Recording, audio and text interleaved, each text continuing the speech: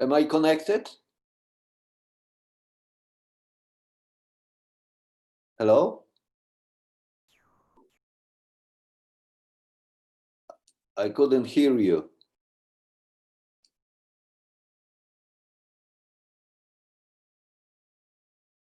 Hello? हाँ good morning, कैसे हैं जी? हाँ, जी बढ़िया, सब ठीक है। ना ना ना, वेबिनार में वेबिनार में हैं? सर नमस्कार sir. Madam good morning madam. नहीं है। Hello. नमस्कार नमस्कार professor sir Singh. Sir Can good morning, sir.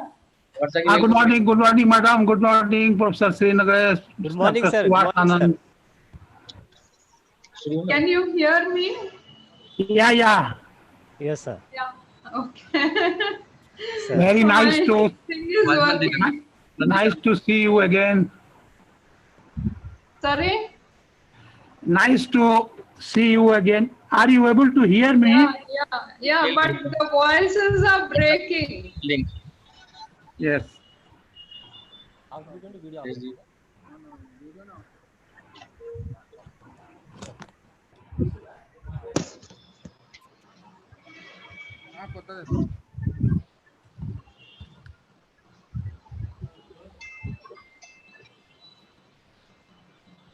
हाँ हेलो, हाँ जी, हाँ गुड मॉर्निंग, हाँ जी। तो आए नहीं आपके पास? अच्छा,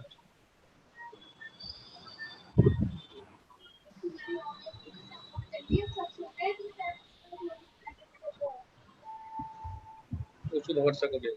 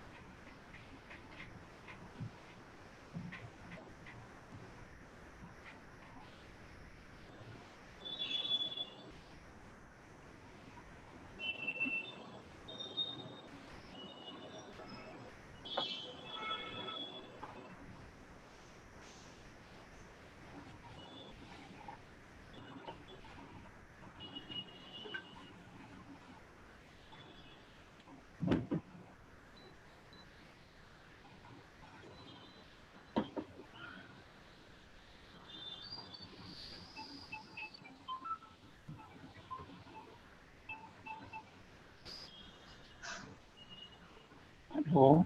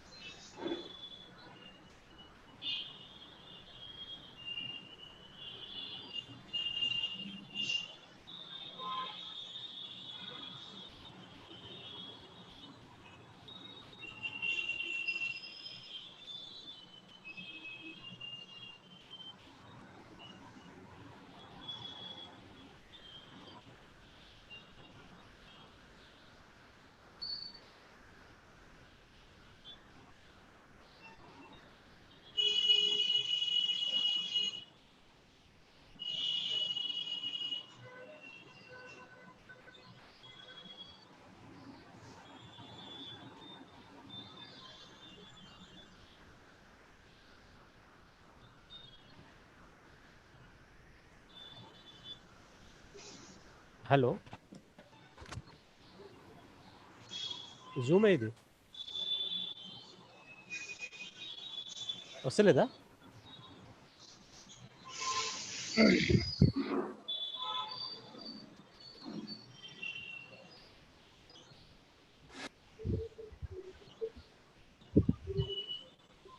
వస్తుందా? ఇప్పుడు అందరు పంపించిన, ఇప్పుడు అడ్మిట్ చేయాలి అంతే.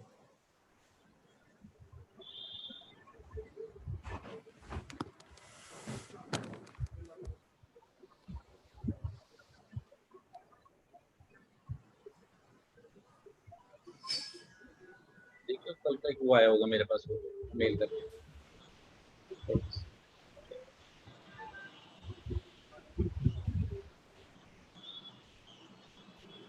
हाँ?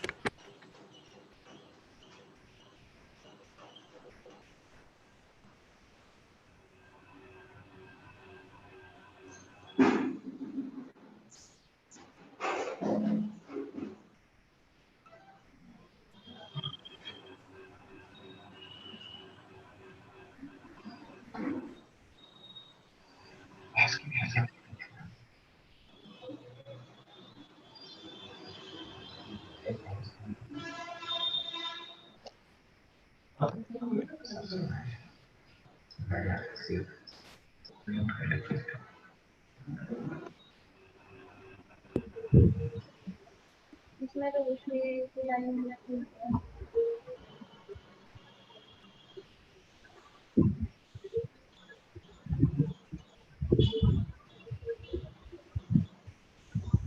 राइट कनेक्ट बंद कर दो, डिलीट कर दो।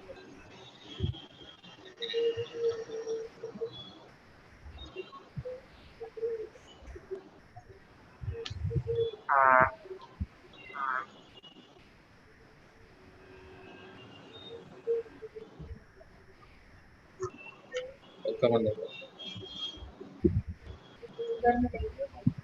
थोड़ा सा कर दो फिर।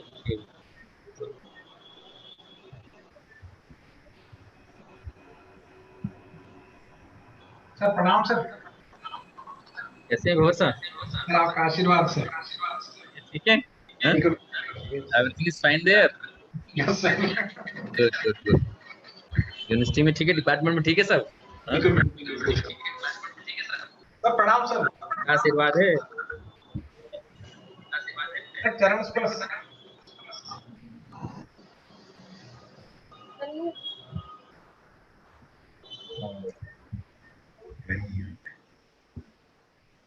ना कल ही तो आता है वाला कल पता ना कहीं भी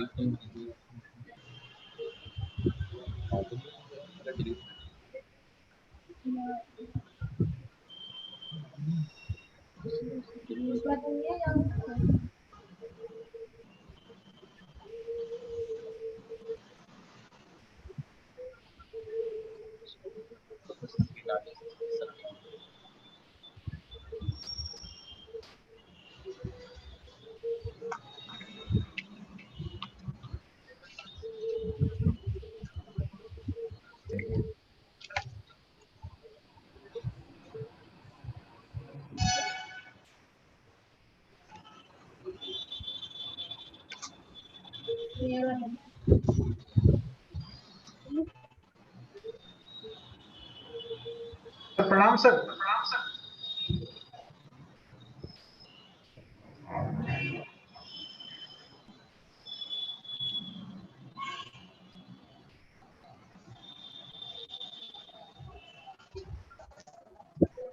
हाँ जी, भंवर जी। आपका आशीर्वाद सर, चरण स्पर्श सर। हाँ, और सब ठीक है? बिल्कुल बिल्कुल सर, आप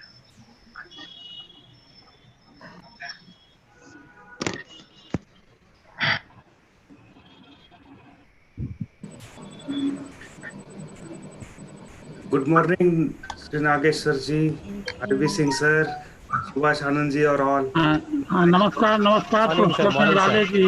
नमस्ते नमस्ते sir. Good morning, sir. Good morning. Huh? Internet watching, huh? All right. Azusunu. हाँ हाँ हाँ ठीक है. yeah, अच्छा ज़्यादा काला पंसा. सबकी क्लियर है, मेरी का. Is it okay ना मना? हैं? बैक में डार्क होना चाहिए और हमारा फेस लाइट तुम्हारे ब्रेड पीछे लाइट ये आगे बैठ जाए सामने लाइट कैसे करोगे? नहीं करते हो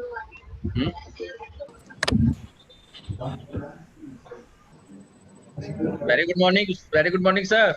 Good morning, sir. Nagrale sir, good morning. Fazal sahab, good morning. Good morning sir, good morning. I think we have 2 minutes. लेकिन उसके लिए रेट लिखिएगा फिर बैठ.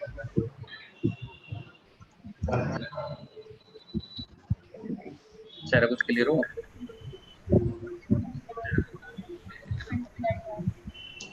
Now count the Ramesh. No, it rara Ramesh.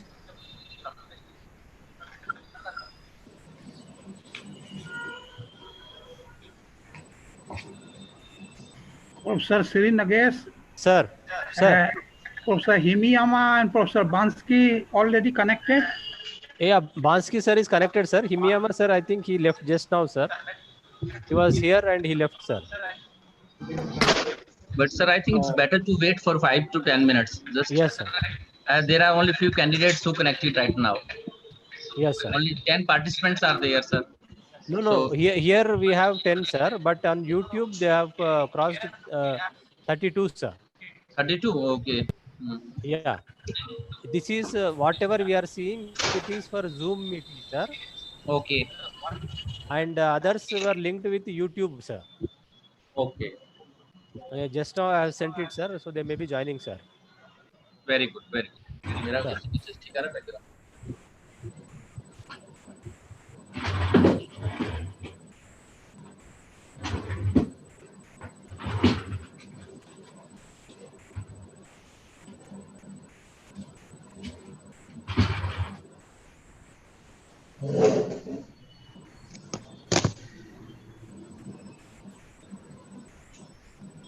Sir, Himiyama, sir. Good morning, sir.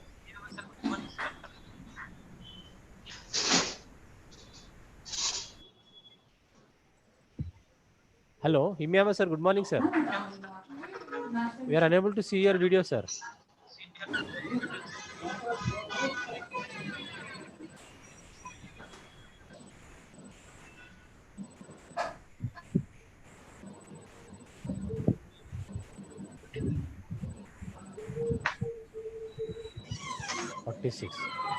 Yeah, people are joining, sir. Joining us. Okay, sir. Okay. Yeah, around 50 have joined us, sir, now. Around 50, sir. Yes, sir. Okay. On YouTube. YouTube, sir. Okay. Okay.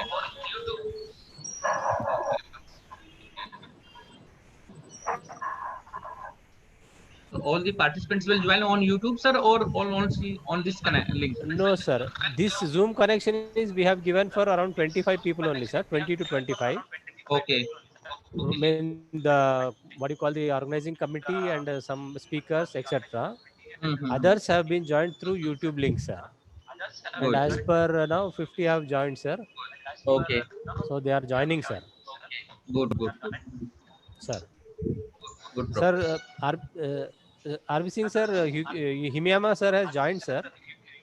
Okay, Sir. welcome Professor Himiyama-san. We are not able to see you.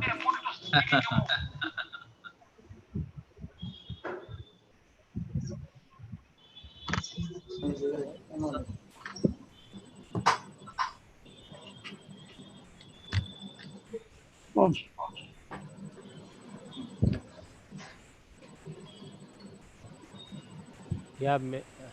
Good morning, Professor Bansky.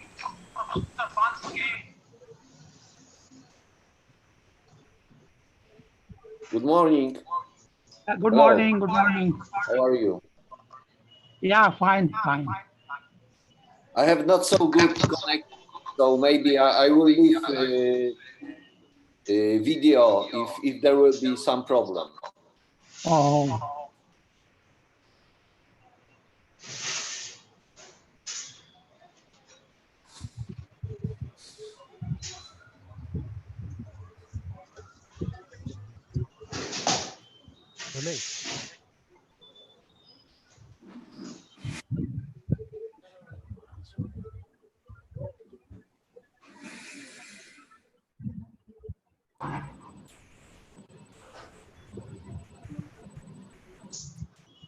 Professor Srinagar, you may start, I think.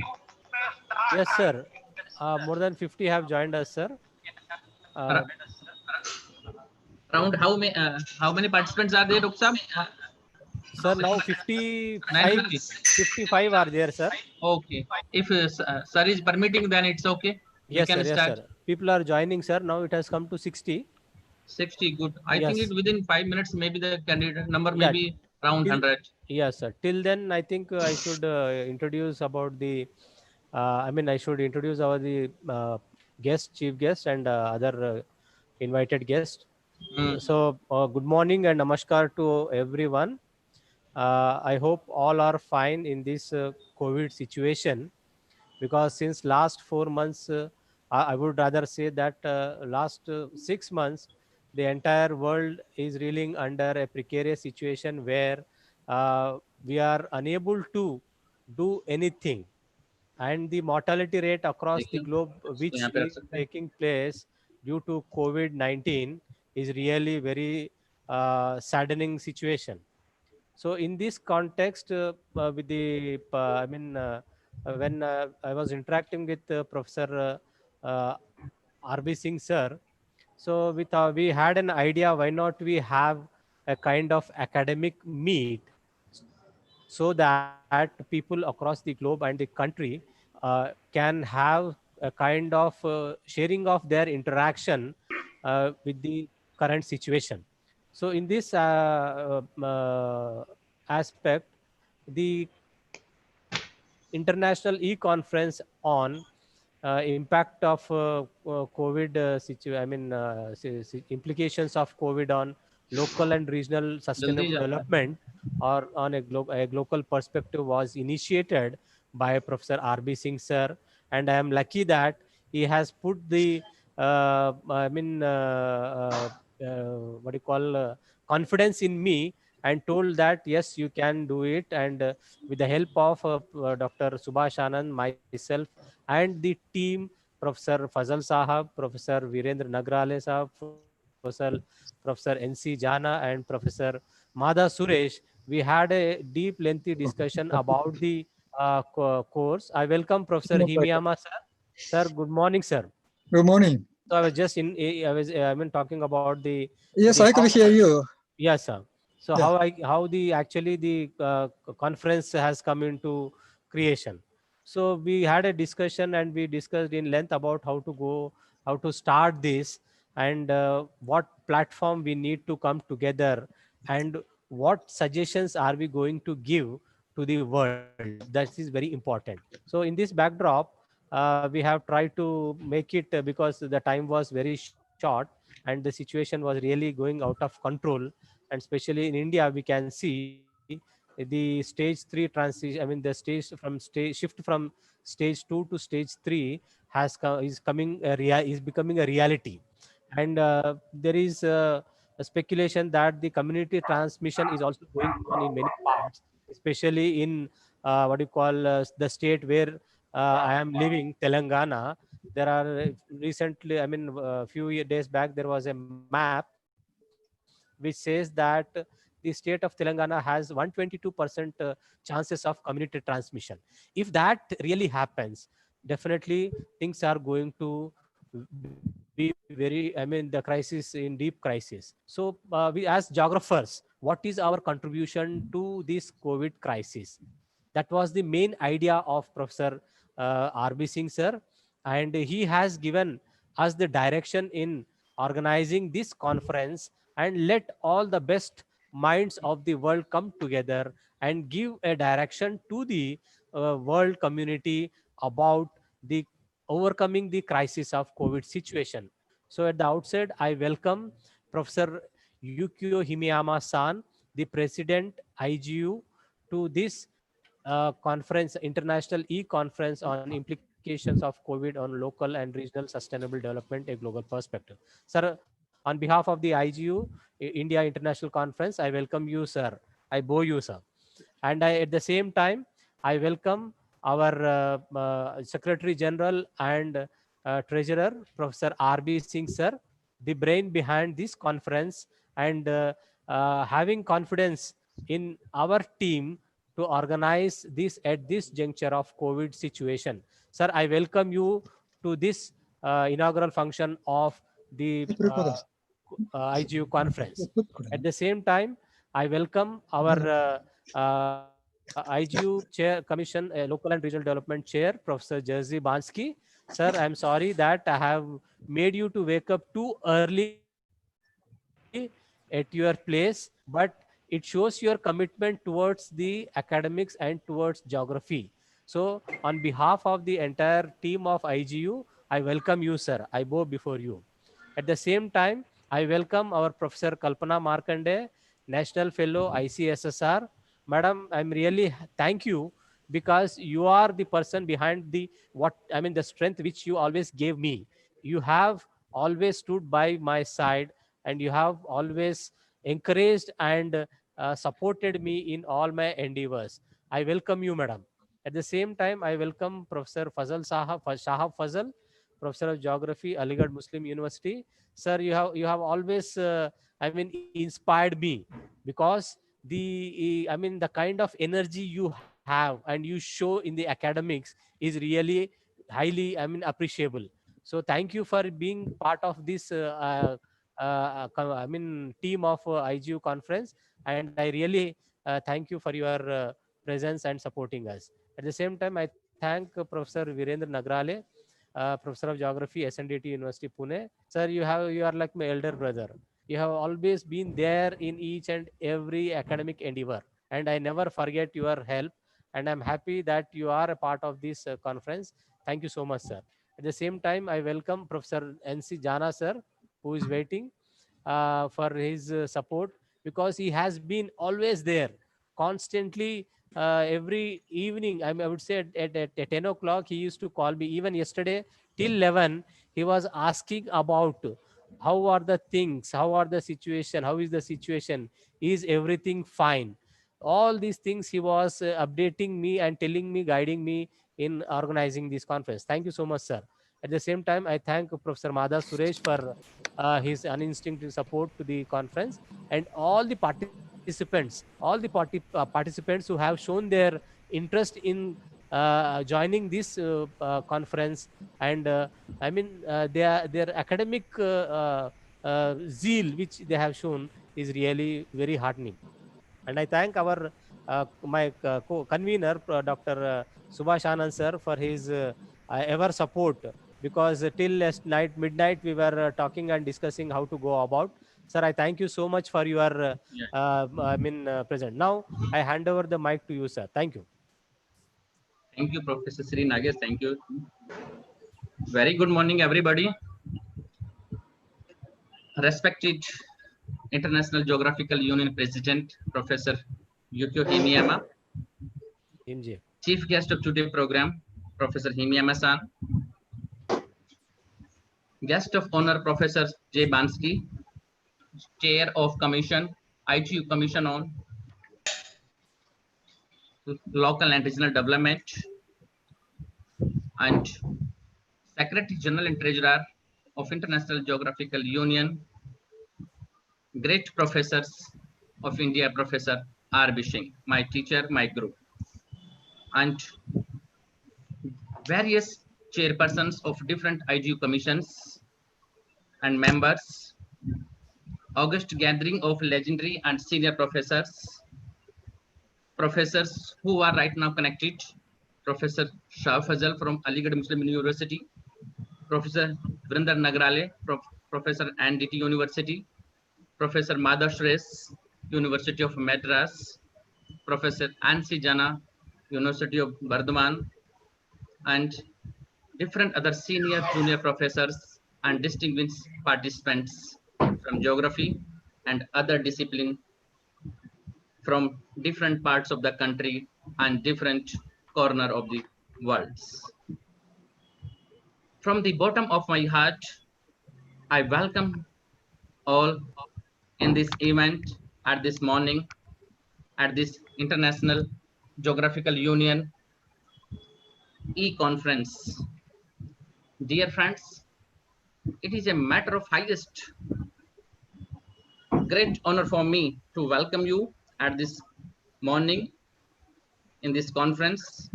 I express my most sincere thanks and gratitude for your presence at this event.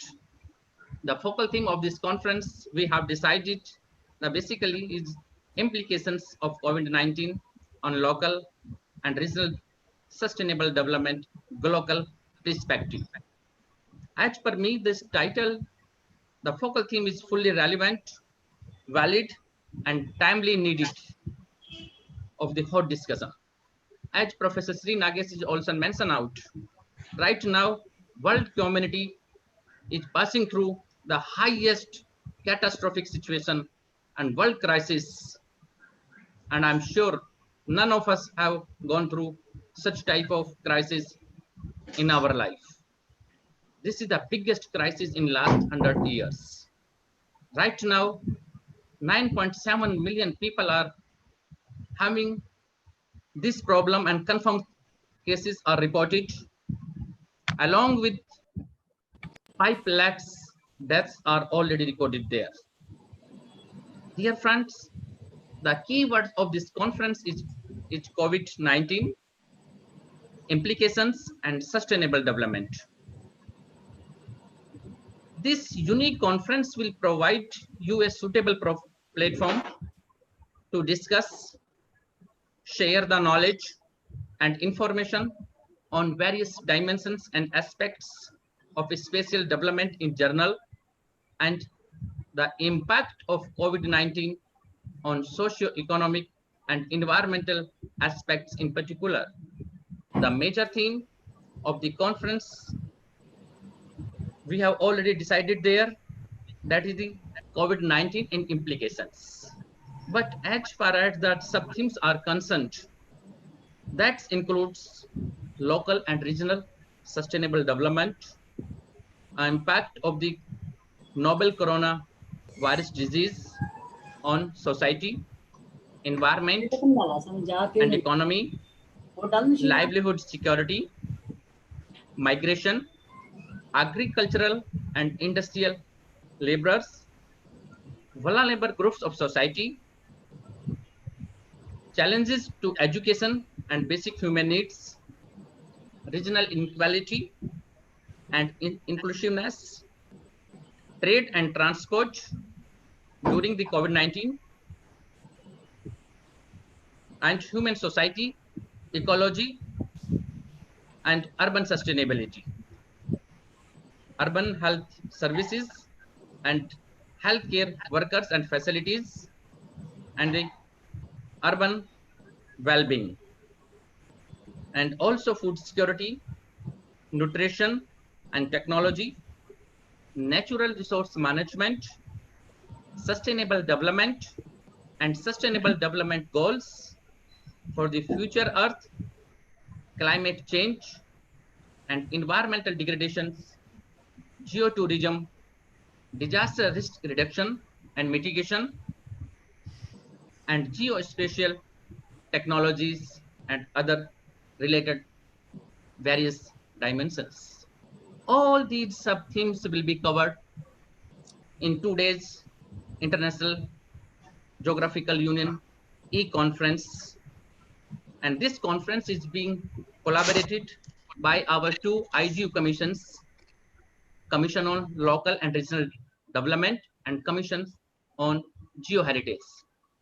I am highly thankful to Professor J. Bansky and Professor Donging Wei, the chair of the both commissions, for their positive response, help, and advice and constant support for this conference. I do hope that this IGU e-conference will be fully successful in achieving its goal and aims and objective. Dear friends, before this conference, we have already conducted a IGU India conference in March in University of Bardhaman in the same year on the theme of agriculture, food, water, biodiversity, health, and health in changing climate. Under the convenership of dedicated and committed convener Professor Ansi Jana.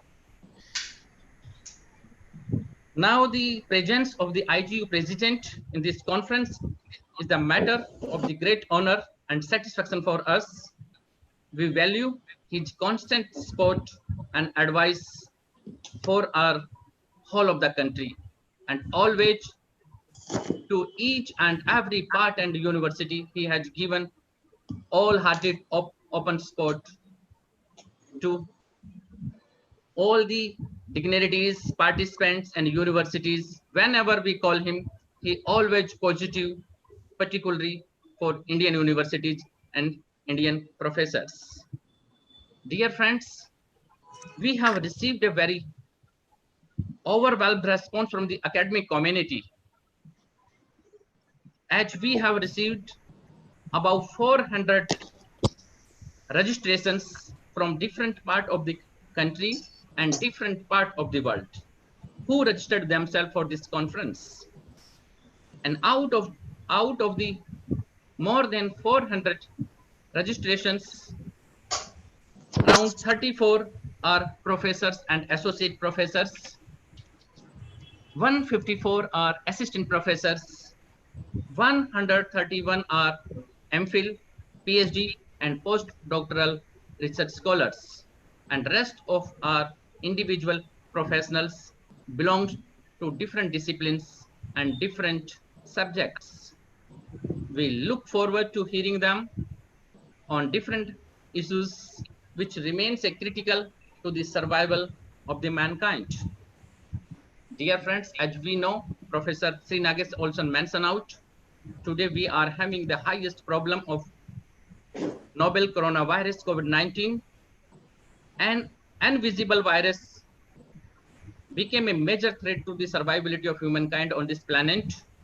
There are millions of communities of virus, but how, why, where, and when a COVID-19 turned into a disaster and impacted the human life from the physical sphere to economic sphere, from the sociological to psychological sphere, it's become a matter of discussion and hot concern at global level. As per me, this COVID-19 covers basically 5A. First alphabet A. First is the adverse. Second, abrupt. Third, abnormal. Fourth, acute. Fifth, affecting large. This COVID-19 having the negative impact occurred out of sudden.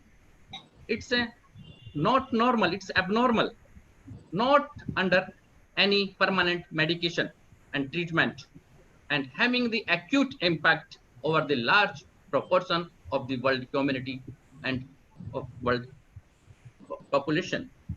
This COVID-19 leads into sickness, fatalities, injuries, deaths, economic loss, and socio-psychological trauma to a huge number of world population across political, administrative, and geographical boundaries of districts, states, and the nations. As of now, about 9.7 million persons of the world are suffering. This is the authentic data which we got, that 9.7 million are confirmed cases at global level. And as far as India is concerned, we are at this 4th positions. And while all around 45 days back, the India batch stood at 15th positions. But right now we are having 0.5 million confirmed cases.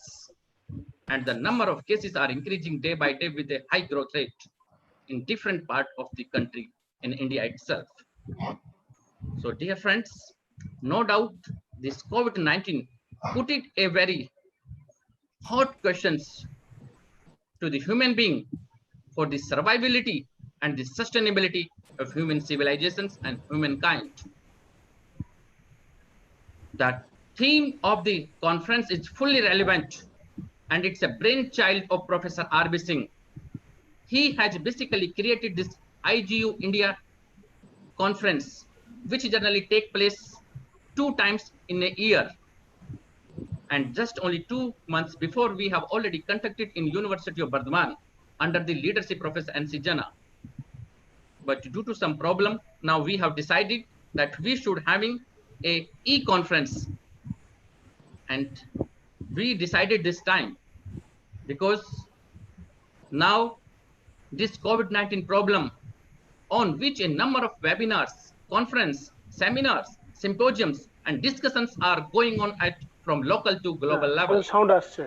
And apart from that, a number of documents and special issues of different journals, books, and volumes are already prepared. In the same series, in addition to that one, we have also decided that we should also try to have we should try to have a hot discussion, plenary session, and also special lectures of different renowned professors across the world, so that at the end of this conference, we can evolve a permanent solution and mechanism and develop some strategies, and we can present before the world community, before the IGU Secretariat, and also before the other different organizations, that this is the basically findings now we are going to be present. So dear friends, without taking so much time, again, from the bottom of my heart, I heartily welcome Professor N.C. Jana, Professor Shah Fajal, Professor Vinder Nagrale, Professor Madha Suresh, and the dynamic leader professor, my colleague Professor Sri Nagesh, and all the national and international advisory committee members, organizers and organizing team members, and different other people who are right now present at this moment. So dear friend, finally, at last, I express my most sincere thanks to each and every participants, to each and every persons who are connected right now for this conference. Thank you very much. Thank you. Over to Professor Sri Nagesh.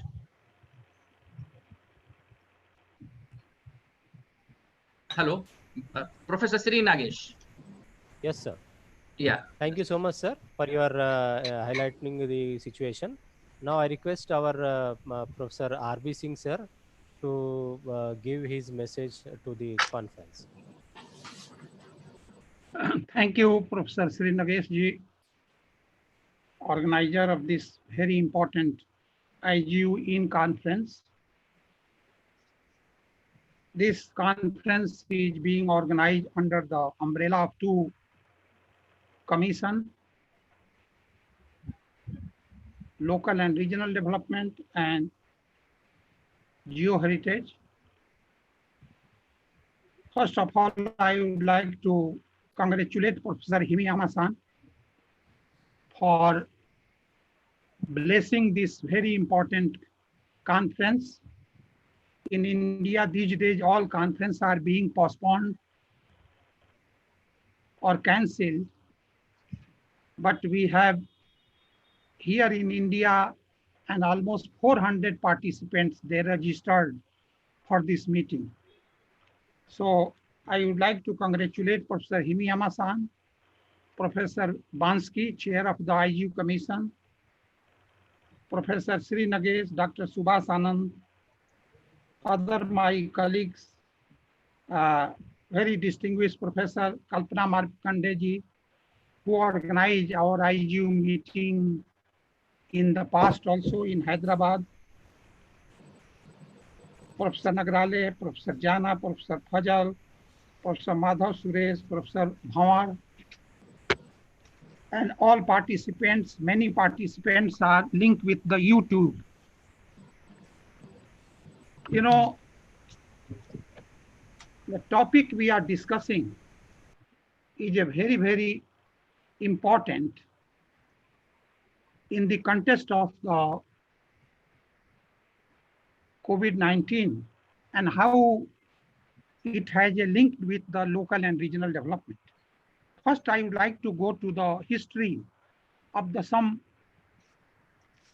viral disease outbreaks. Chikungunya in October 2006, avian bird flu in February 2006, swine flu in May 2009, Zika virus in May 2017, Nika virus in May 2018, నువ్వు ఏదో పని చేస్తున్నావు?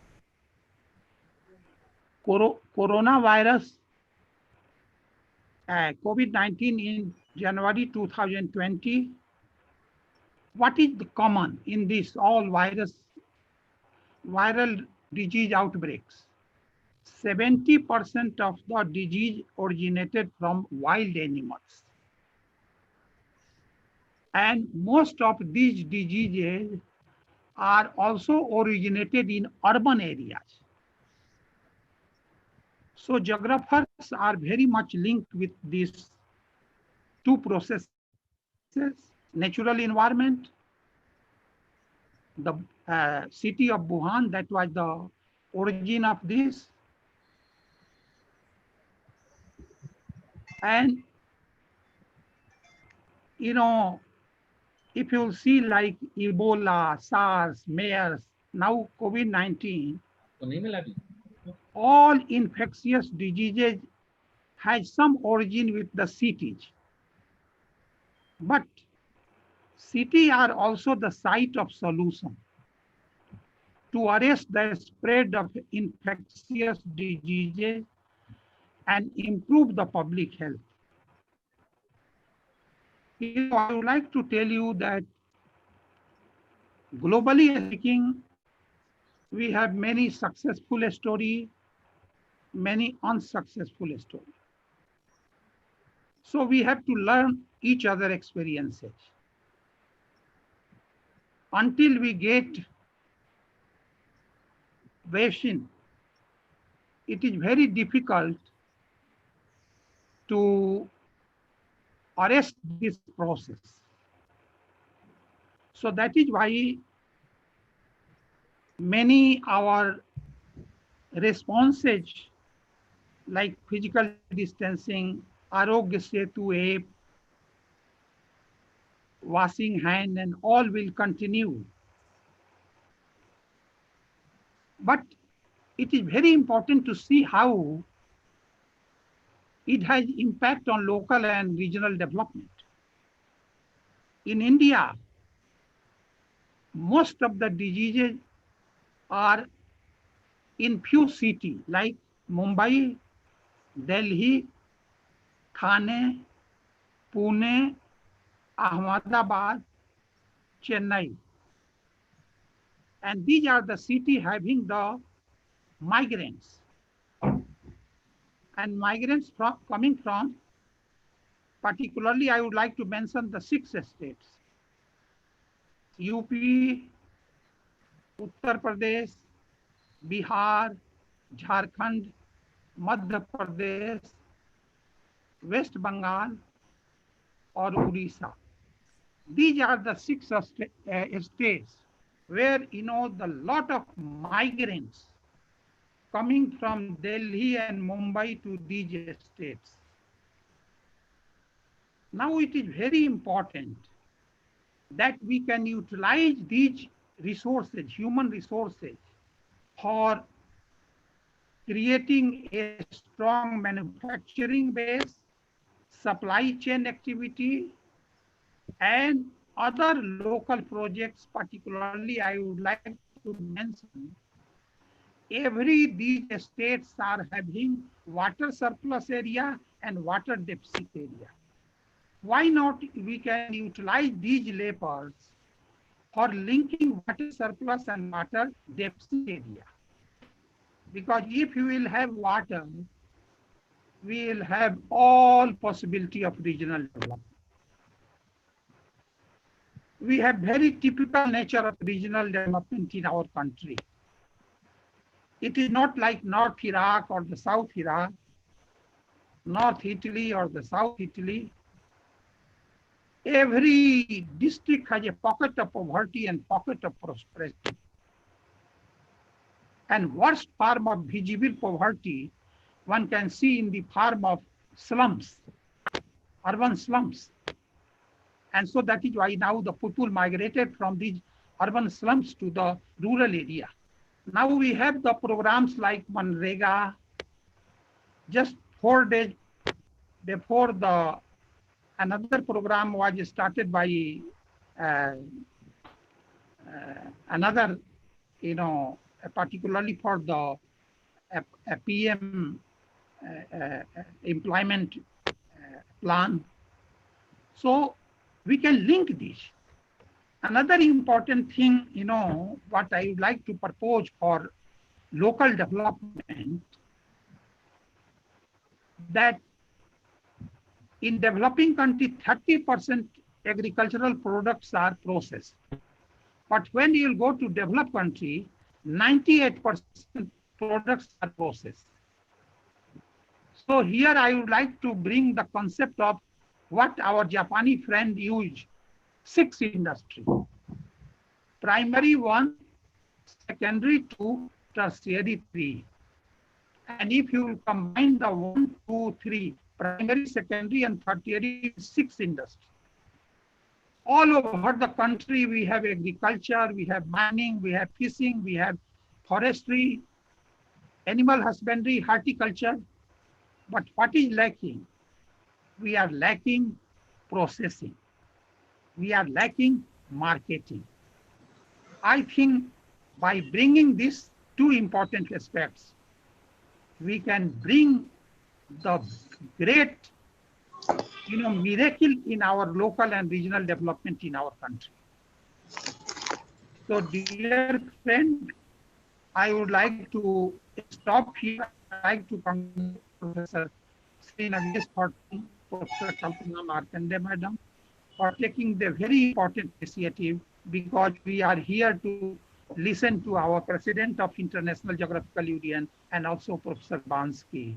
So I would like to stop here. Thank you. And maybe in between, in coming 2 days, I will come again. Thank you very much. Thank you so much, sir, for your valuable speech. Now I request our guest of honor, Professor Jerzy Bansky, to say a few words or give his message to the conference. I welcome you, sir.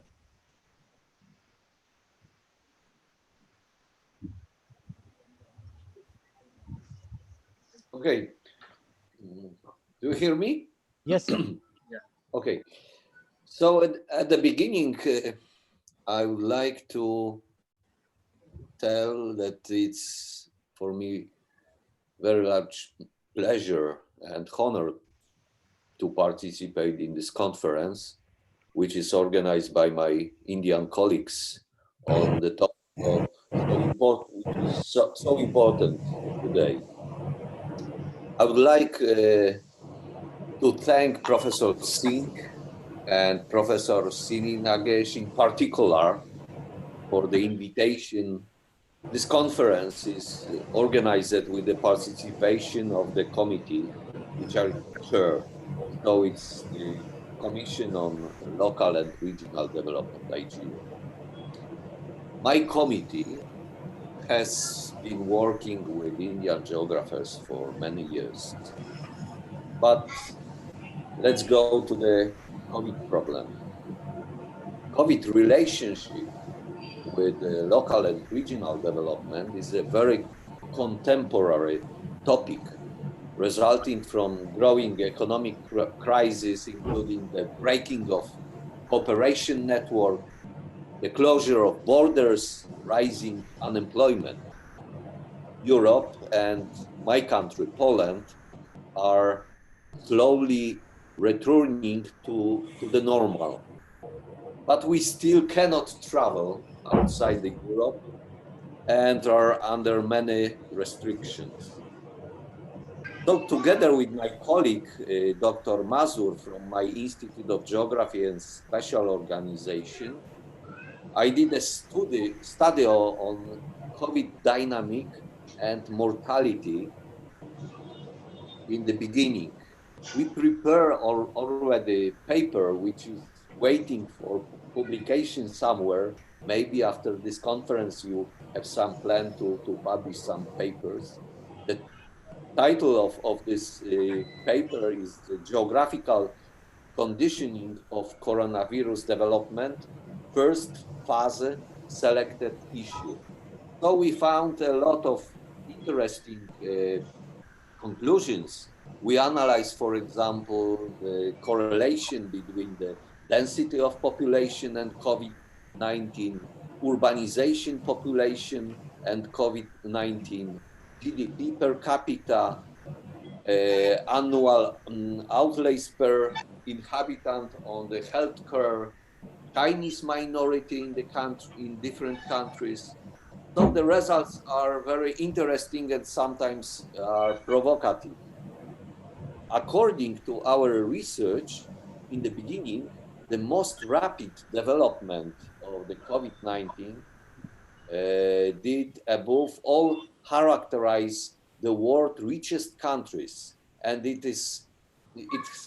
has also been there the highest associated mortality has occurred. So we found a strong correlation between disaster dynamic and healthcare expenditure. So the dynamic were the highest in the countries with the high financial outlays. So it's very provocative conclusion. In the beginning of the COVID, the health service was the largest outbreak of infection. The healthcare service was the SARS of the COVID development. So also we found a relationship with urbanization, strong correlation. In urbanized areas, the development of epidemic in general is doubles by lifestyle and social and natural of infrastructure and institutions. But let me say the few words about the present situation in Europe. The COVID was the most significant in the southern part of Europe, especially in Italy and Spain, but later it covered other countries to varying degrees, especially I can say the western part of Europe.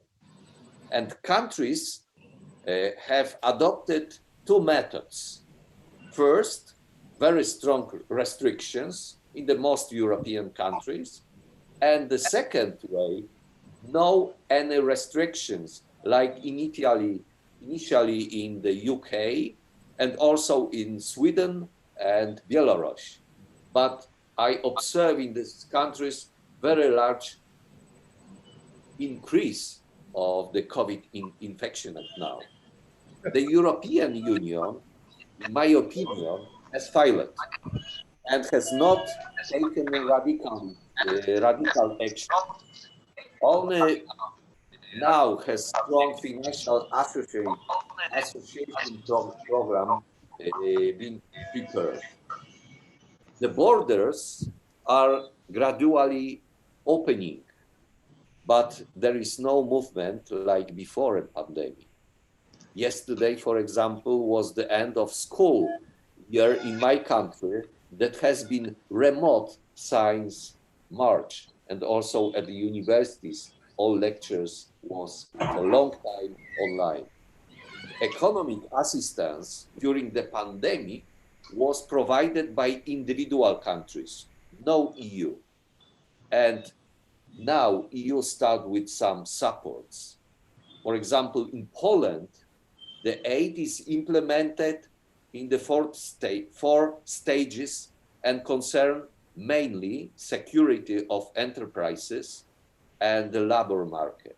So we observe the pushing a lot of money now to enterprises to save them and to save local market.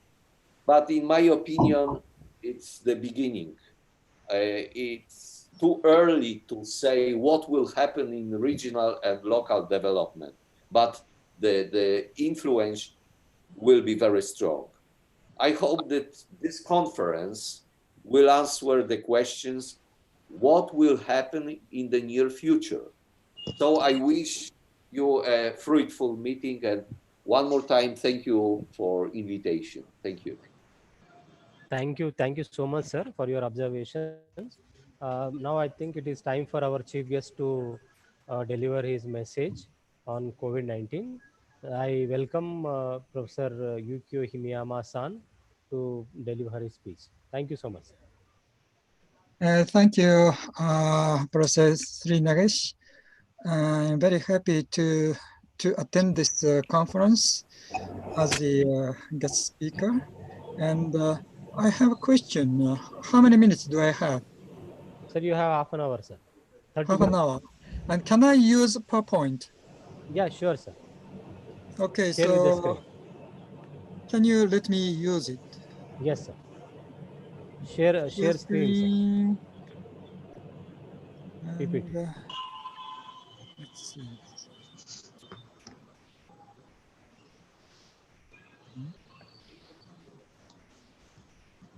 What's this disabled?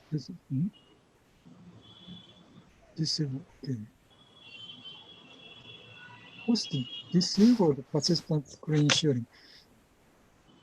Did you disable the share screen? No, sir, you have to share screen, sir. Can I?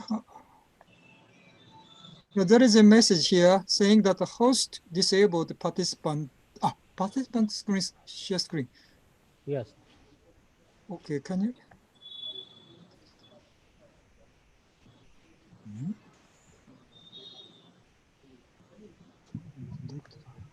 Hello. Sorry, I don't know how. Hello sir अरे sir बहुत पहले भेज दिया हूँ आपको mail पे तो हूँ मैं ऑनलाइन हूँ देख रहा हूँ आपको आपकी मेल पे भेज दिया हूँ सर बहुत पहले आपको देख रहा हूँ ऑनलाइन यार अरे अरे Sir, you open your PPT and share, sir. Sir, Himiyama, sir, open your PPT and share, sir. Just a moment, I try. But you are not, you can't see my screen, yeah? Yeah, yes, sir. Can you? Yes, sir. Okay. Can you see? No, sir. No? Hello. Something's wrong. Yes.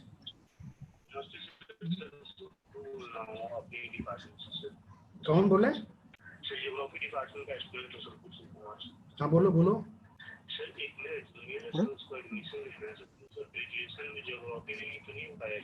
नहीं होगा नहीं होगा Sir, now you share it, sir. Geography compulsory. Sir, you share it now, sir. Can you Yeah. see the screen on my computer? No, sir. No? No, sir. No, sir. Now you can share it, sir. これをクリックして、これかな? Sir, click on your PPT and say share screen, sir. Can you see? Yeah. Now it is coming, sir. Okay, that's Yeah. fine. yeah. Uh-huh. And animation slideshow. Slideshow, 最初から. Can you see? Yes, sir. Oh, good. At last. Now, Photo.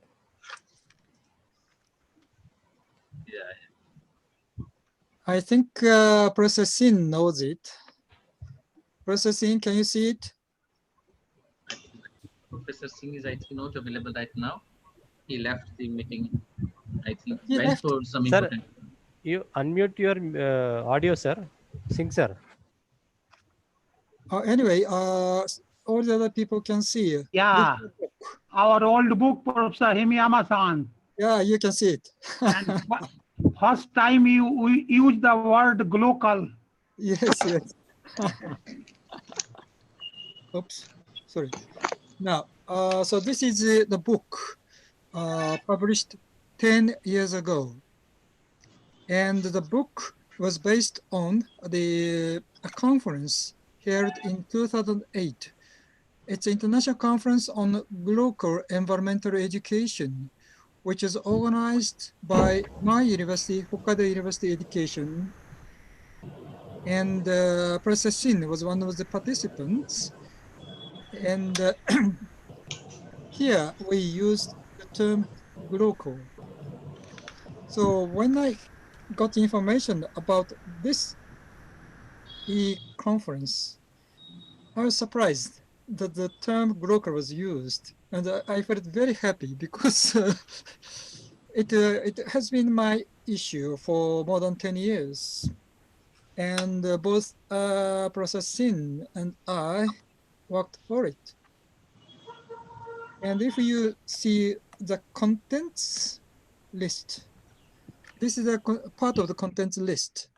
And just enlarge it. You can see my paper, Local Environmental Education, description for tomorrow.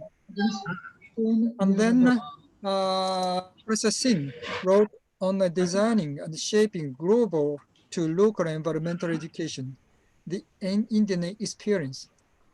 And then the next person is Professor Wei Dongjin.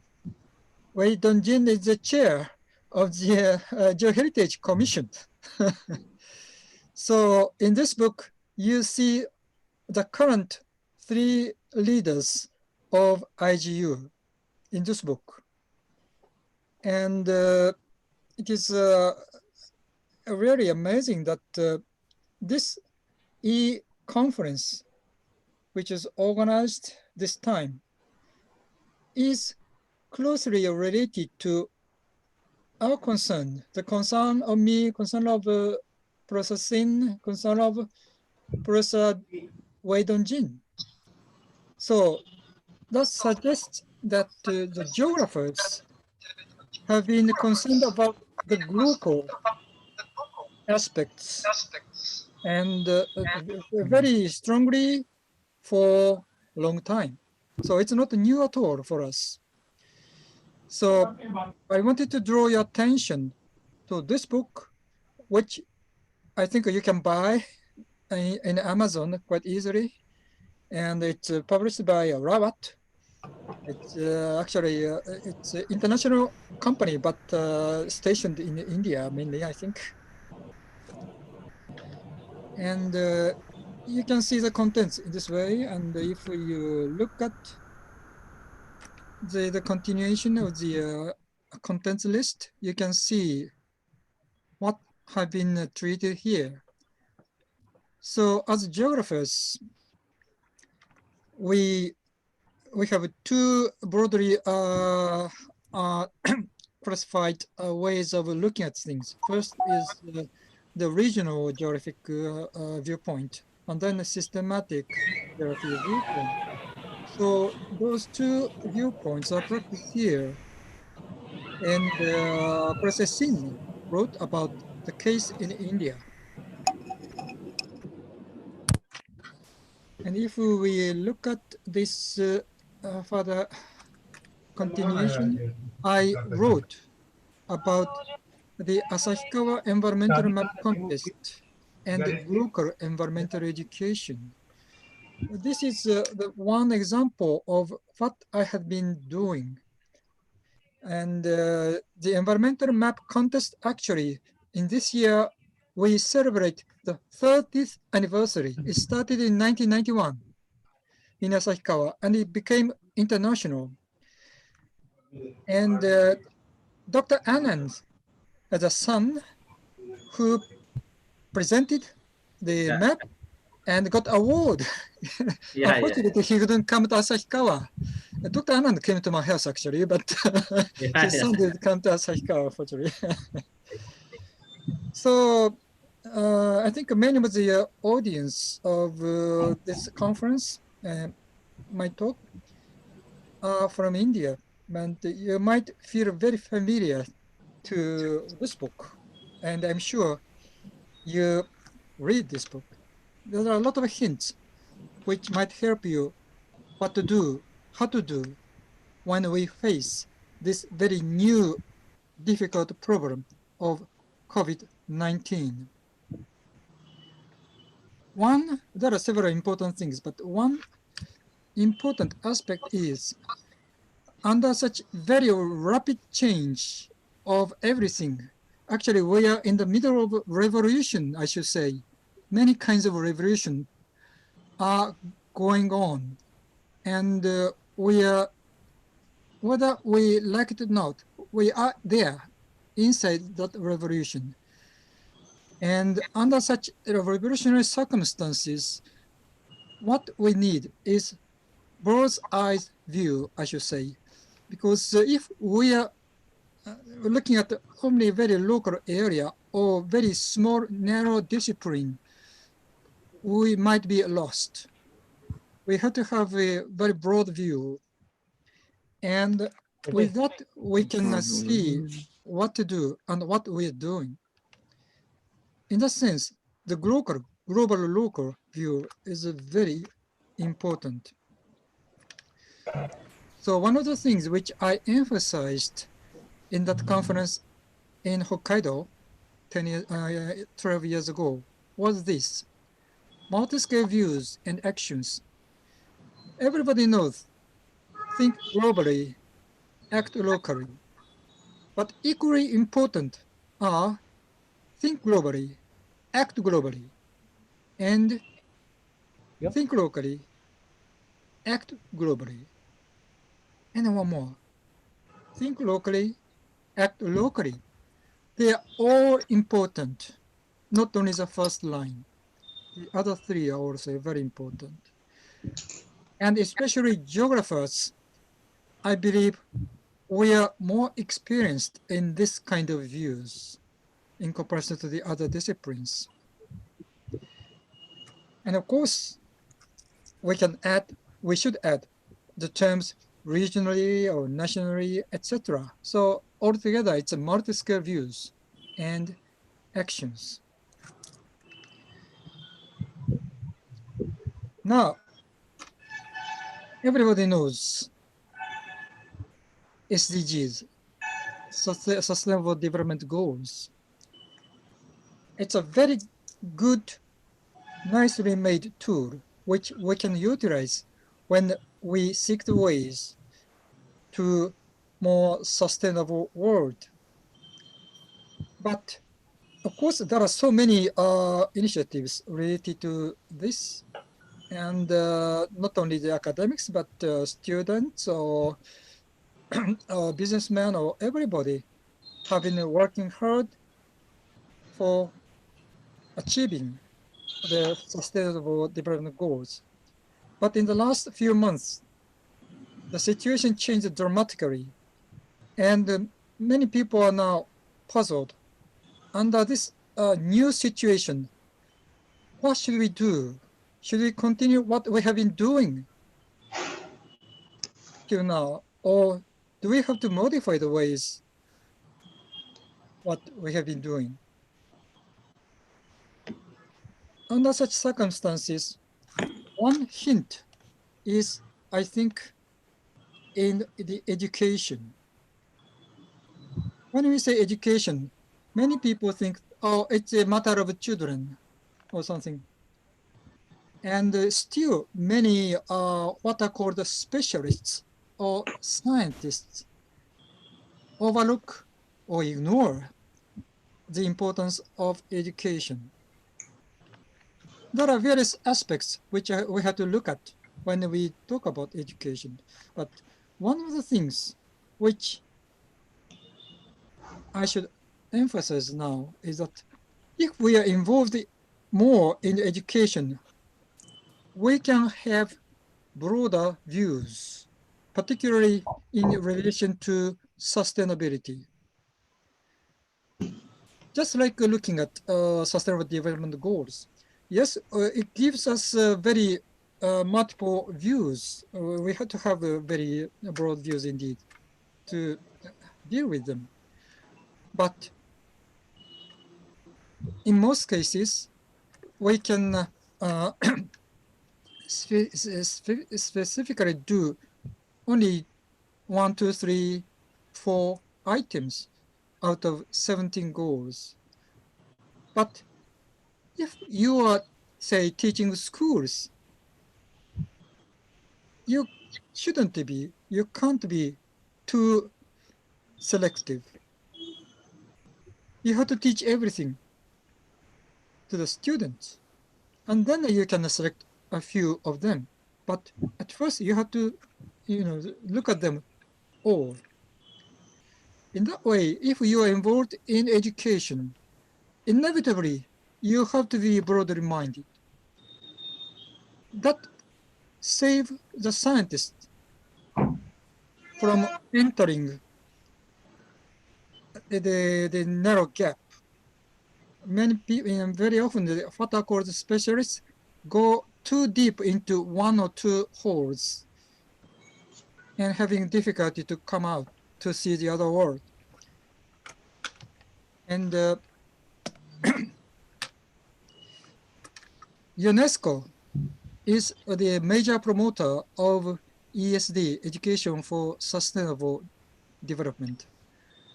And they have been making enormous effort to encourage, promote ESD, and at the same time, SDGs. So they are doing a sort of campaign, education for sustainable development goals. That's one of the things they are doing. And this year, 2020, is a special year when there will be a major move towards the goal of 2030. In this year, say in the case of Japan, Japanese government is going to issue the 10 years program in a few months' time. And that is a trend in the whole world. So ESD is getting more and more active, and particularly in relation to SDGs, they are determined, ESD is determined to contribute a lot to SDGs. And I believe that the people involved in SDGs and also the future Earth, many of the people involved in the future Earth are what are called the scientists or academic specialists. All those people, if they pay more attention to ESD, it's a very good thing. And I repeatedly emphasize the importance of this triangle: education for sustainable development, future Earth, and sustainable development goals. And the main mission of ESD is education. The main mission of future Earth, it's science, research. And SDGs, this is the change of society. If they go together, work together, they will have a better chance of success. But if they don't do that, I don't think they have a high chance of success. And the reason why I say this now is as I said, COVID-19 is a very huge problem. But at the same time, it gives us a huge opportunities, chances, just like this conference which we are attending is showing. This is the first time IGO is involved in this kind of meeting. And in fact, the executive committee of IGU had many meetings in the last 3 months. How many times did we meet? 3, 4, maybe less than 10, but more than 5. Many meetings in the 3 months. And at the same time, I noticed that the very important international meetings, say the meetings organized by United Nations bodies, for example, UNGGIM, United Nations Global Geospatial Information Management. It's a big body of United Nations. But IGU had some difficulty in participating in their meetings. But because of the COVID, all the meetings are planned for UNGGIM were canceled. And instead, for example, the high-level meeting of UNGGIM, which was planned to be held in London in April this year, was canceled. In fact, I was planning to attend it by my own money because IGU is not rich enough to support me, so I decided to go by myself. But it's a big expense, of course. Staying in London alone costs a lot. And the UNGGIM planned to have a meeting in New York in August. Imagine staying in New York for one night. It costs about $300 per night. It's huge money. So those very important meetings are participated by only rich people, rich countries. And now it is going to change. So IGU will have more say in this sort of meeting, international meetings, which were too expensive to participate.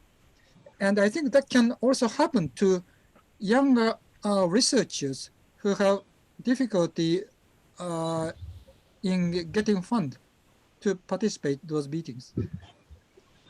They can attend the virtual conferences, and of course, from time to time, they should actually participate physically in those meetings, but they don't have to go all those meetings physically.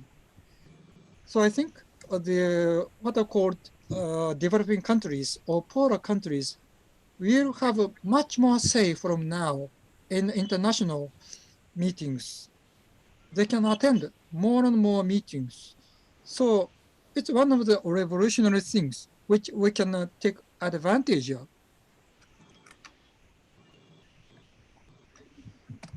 So coming back, I finished this. Yes. Close. So I think we have now a very, how to say, big chances of doing what we couldn't do till now. And we are not, it's ING, we are doing it now, actually. So I really hope that the conference becomes a big, a good model of this sort of, meeting, and it will change the academic world also internationally. And I hope that the participants of this conference try to do something similar like Professor Srinagesh, and then we can make the international communities more open, more, how to say, integrated, so that we can work more properly. Till now, only rich people or rich countries had power. But that COVID-19, which is very terrible, but we can take advantage of that, and we have to change. We are in the middle of revolution now. Let's go together. Thank you. Thank you so much, sir. I think there was a beautiful message from our president, IGU, Professor Yukio Himiyama.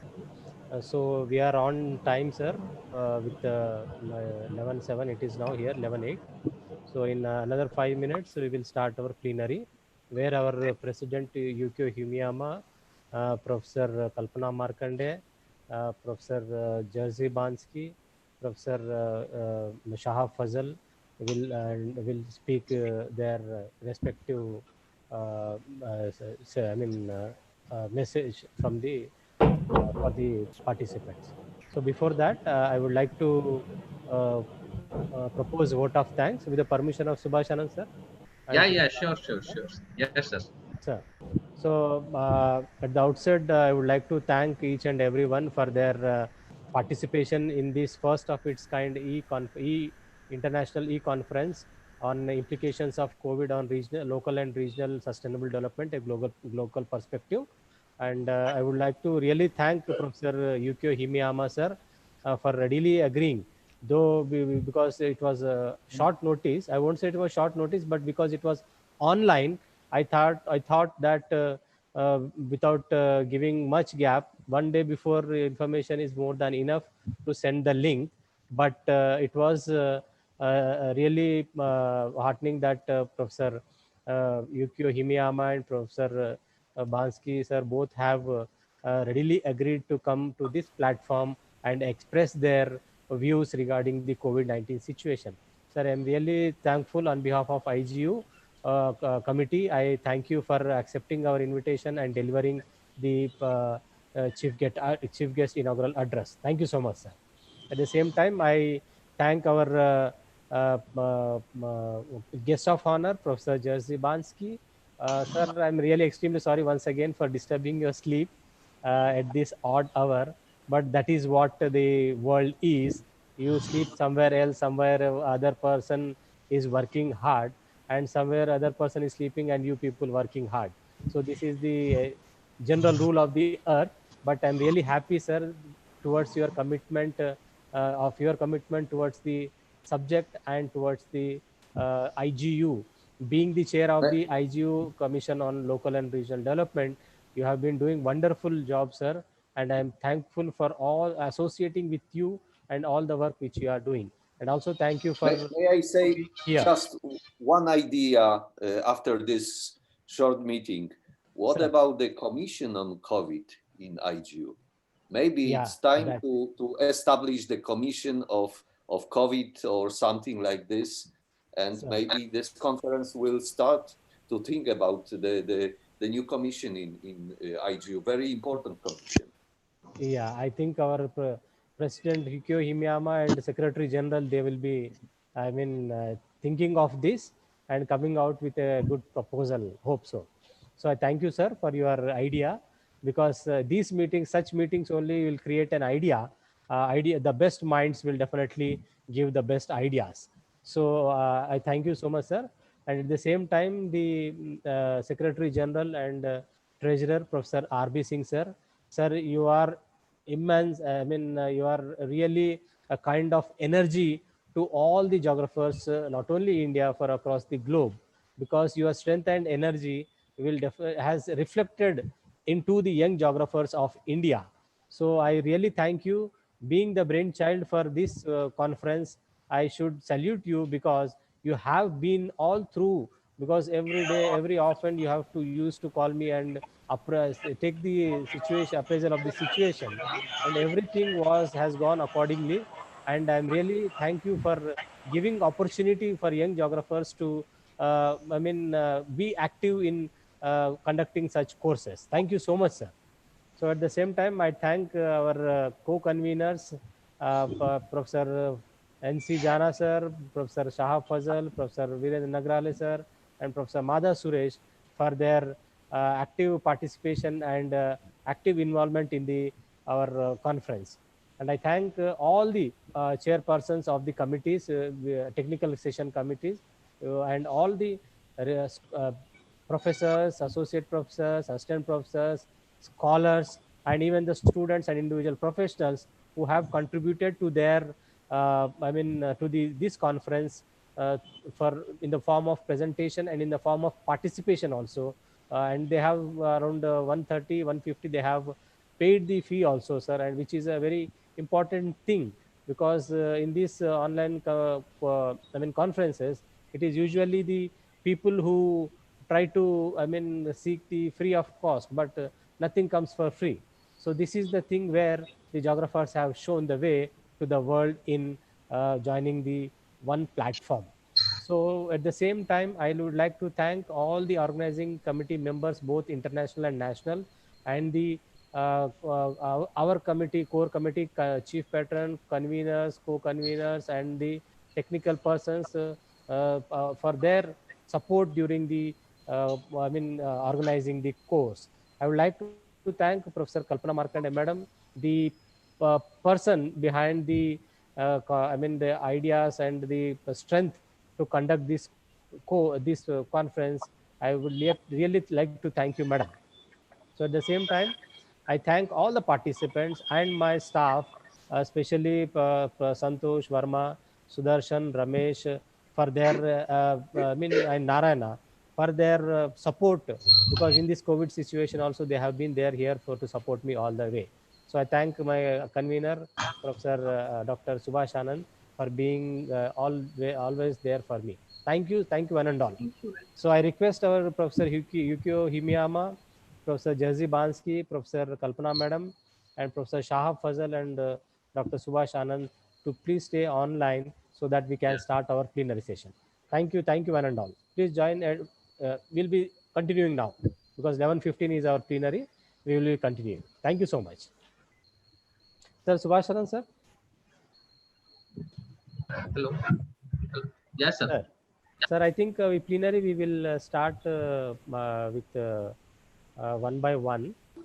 So first our plenary keynote speaker, Professor Yukio Himiyama sir will speak. Then Professor Jerzy Bansky sir. Then Professor Kalpana Madam. And then Professor Shahab Fazal. Then you last. Professor sir is not here. Professor RB sir. Sir, he has gone to other meet, sir. He will join later, sir. When he joins, we will definitely ask him to speak, sir. Okay. Yes. So shall I ask our President Yukio Himiyama sir to give his plenary lecture?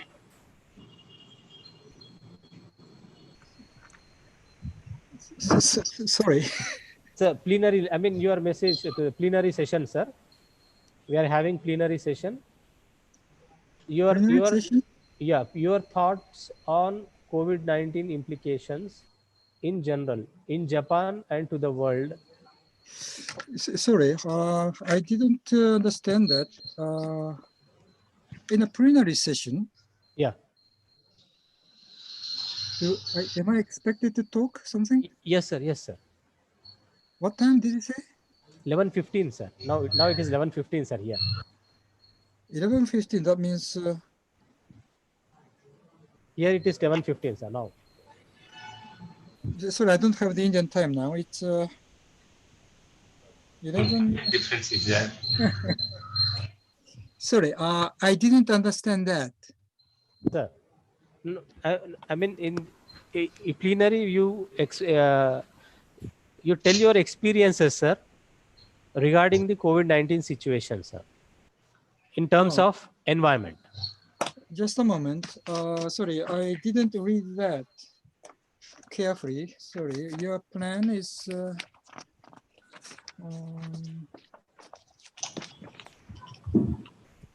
I thought that I become free after my talk. Sir. No, sir. Just a moment. And the program, plenary. Yes, sir. ちょっと待ってよ。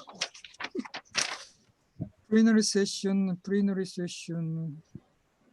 11:15 a.m. Yes, sir. 11:15, that means 11 to 15. So we are already Yeah, we are on, sir. 11:06. Yeah.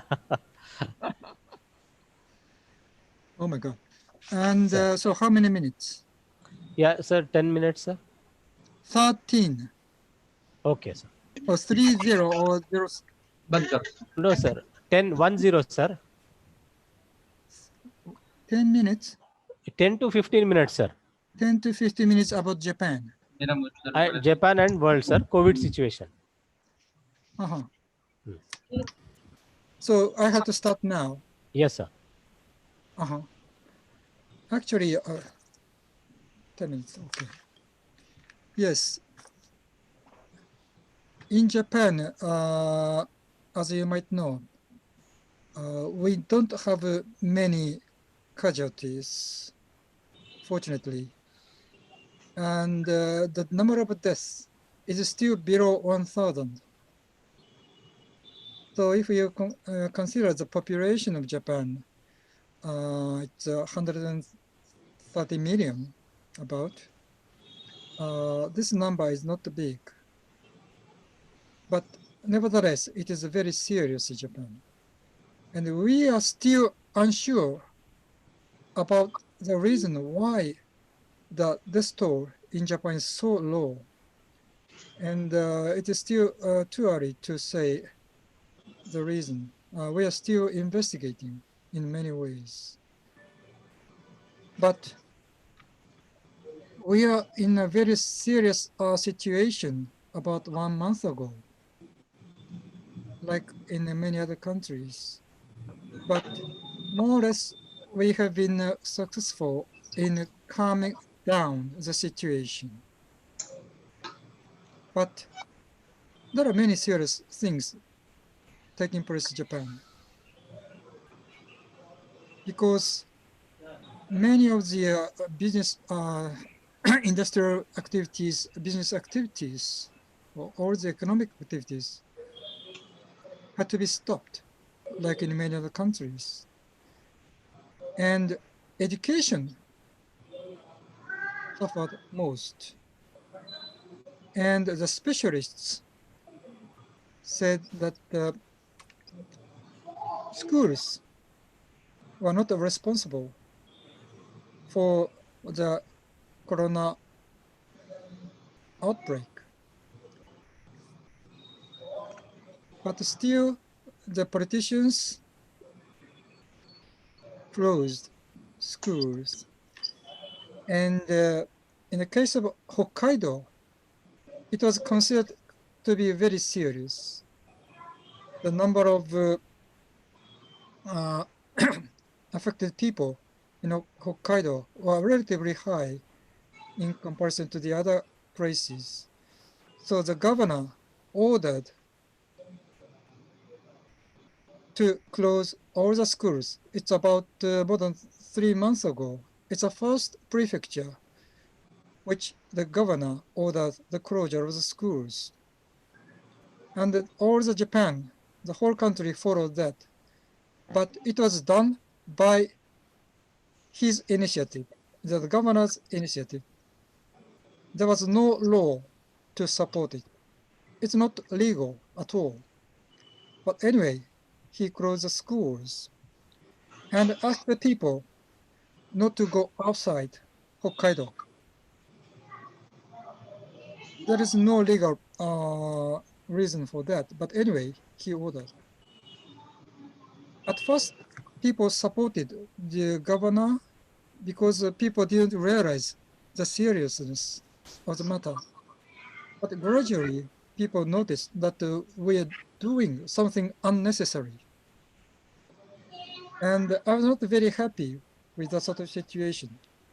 the children, the school children suffered a lot. Imagine in Hokkaido, 3 months the schools were closed. Universities are still closed. The other schools were open a few weeks ago, at last. But anyway, there are many effects, I think, a lot of serious effects of those closures. And now I think we learned a lot, some good, some bad, from those experiences. And many of the things which we did were in fact unnecessary. And we had to revitalize the education and also the economic activities and so on, just like India or in other countries. I think we could act more intelligently or smartly, but we didn't. But I think the situation is much better than in many other countries, like in Europe or in India. At least we didn't lose too many lives. Still, it's less than 1,000 altogether. So, which is not bad, but we still don't know the reasons. And as I said, we are learning what to do, what shouldn't do, but the government and the people together don't have really their, how to say, long-term views, what we have to do. And gradually, or I think we have to study, to discuss about it. But so far, we spent too much money, too much energy for COVID-19. And we are not sure if we can stand that situation, especially economically, mentally, and for the education, it's the most serious indeed. But look at the whole world. We can get certain information from various parts of the world, but not the whole world. And I hope that Professor Sin, who is in charge of collecting those information from every part of the world, to organize those information and disseminate those information through IGU website and other things. And I believe Professor Sin and his assistant, Dr. Pankaj Kumar, who is in charge of our website, IGU website, collect those information from the world and then let the other people see those information on the website. The website is, I think it's still ongoing, or the sort of restructuring, I believe. But I hope that it becomes operational in the near future so that we can use the IGU website to see the situation of other countries. Of course, there are other organizations which are doing something more international, not only national, but international activities to organize those knowledge or activities. But I think the IGU can also play an important role in that.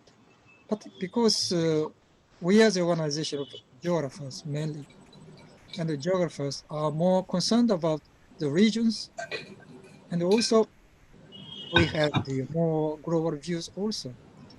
At the same time, we are more interdisciplinary, which is a good point to encounter that sort of a new situation, especially something like COVID-19, because we have to use all our abilities to understand it and to tame it. So I think there are a lot of things geographers have to do. And we shouldn't forget that we have friends in all over the world. We can exchange our views and information. That helps a lot. That's it. Thank you.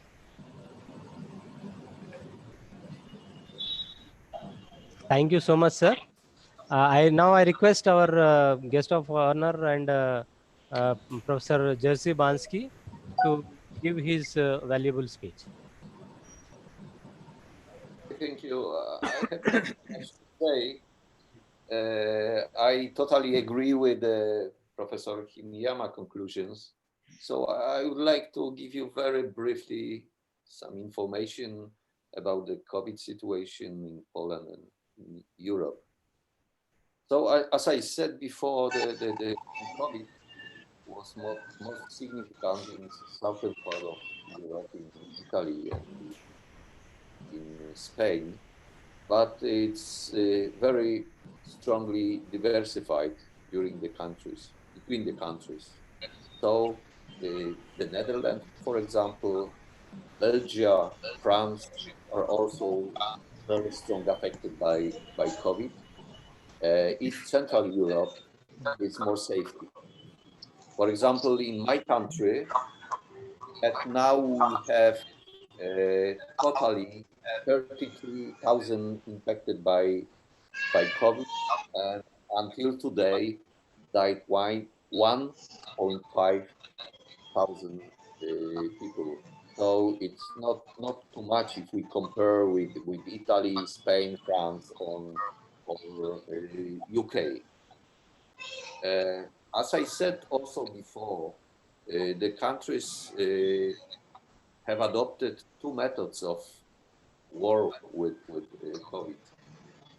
In most European countries and also in Poland, there was a strong restriction everywhere like this, in the shops, on the streets, in my institute, for example. But in some countries like on the beginning, UK, and also Sweden and Belarus, also Russia, there was no strong restriction. On the beginning of the COVID, I observed, for example, football match in UK. A lot of people without any restriction. And they have now the problem because the increase of the infected people are very high in those countries, for example, Belarus or UK. And I also said that the European Union has failed. So they didn't use any support for the countries. They didn't make any movement. So there was real strong reaction in the national level, now in the EU level. And now I observe a lot of money will come from Brussels to countries, mostly to Italy and Spain. It will be more or less 70 billion euro for help for these countries, economical help. But on the beginning, Brussels forgot about the COVID. So at now, the border in EU are open.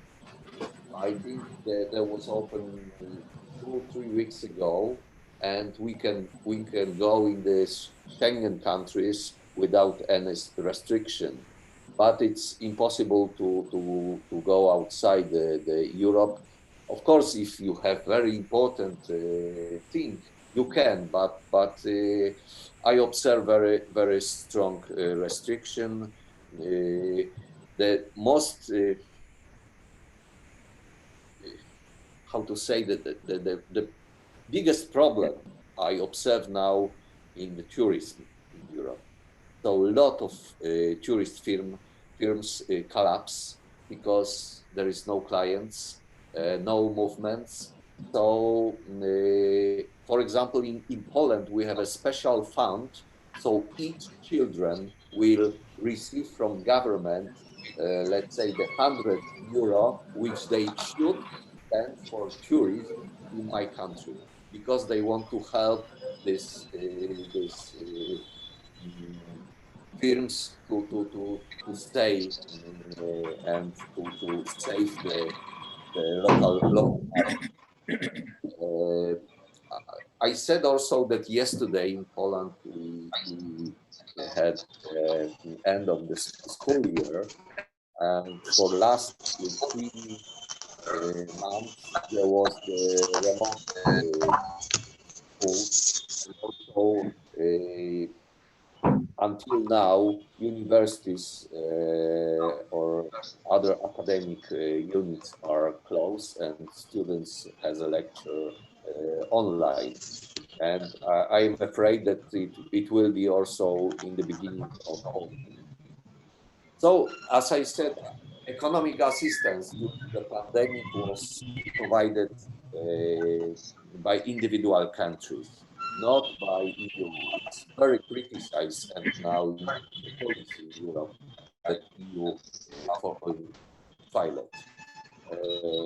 And also, if I'm talking about my country in Poland, we have a relatively strong economical pushing from the government to secure the enterprises and the labor market. I think in the COVID period, we lost no more than 1% on the labor market. More or less 100,000 people lost the work. So unemployment in Poland was around the 5%, and now is 6%. So I think the East Central Europe is relatively safe, and the COVID didn't make so social and economical disaster like, for example, in the Western Europe. This is all what I can say about the present situation and the past in my country and Europe. Thank you. Microphone. So thank you, sir. Thank you so much for your valuable information, sir. Now I request Professor Kalpana Markanday, madam. She is National Fellow, ICSR, and also was retired professor, Department of Geography, Usman University. Madam, I request you to deliver your plenary lecture, madam.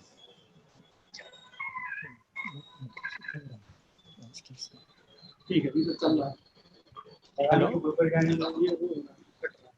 Madam, am I audible to you, madam?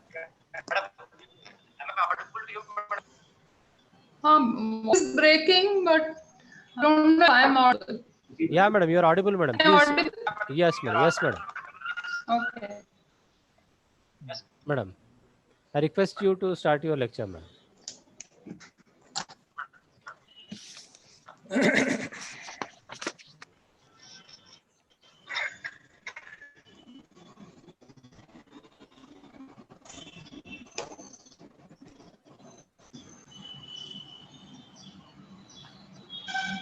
Hello,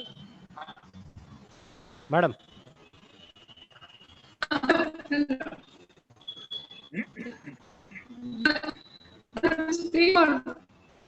Hello.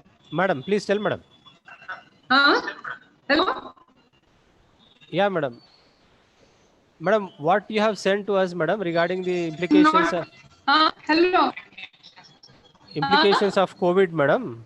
The one which you sent the matter, madam, text matter. Should I speak? Yeah, whatever. No, I'm not able to. Yeah, madam, you are audible, madam. Please.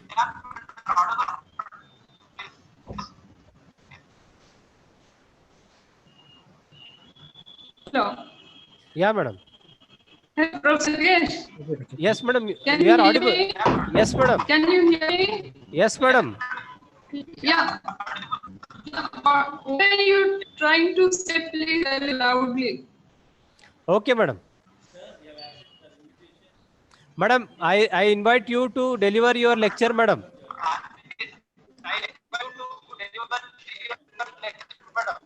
Okay, it's like an okay.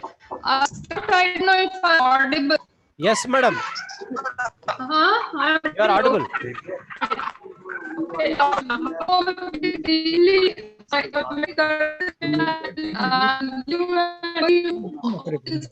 of COVID-19 that was I have chosen what themes I have chosen. And this regard to still this geography.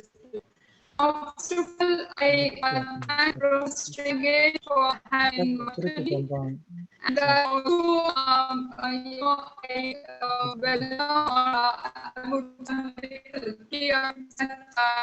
great jobbers, Professor Mia, Professor Santi, various other professors, Sushana and others who attended this conference.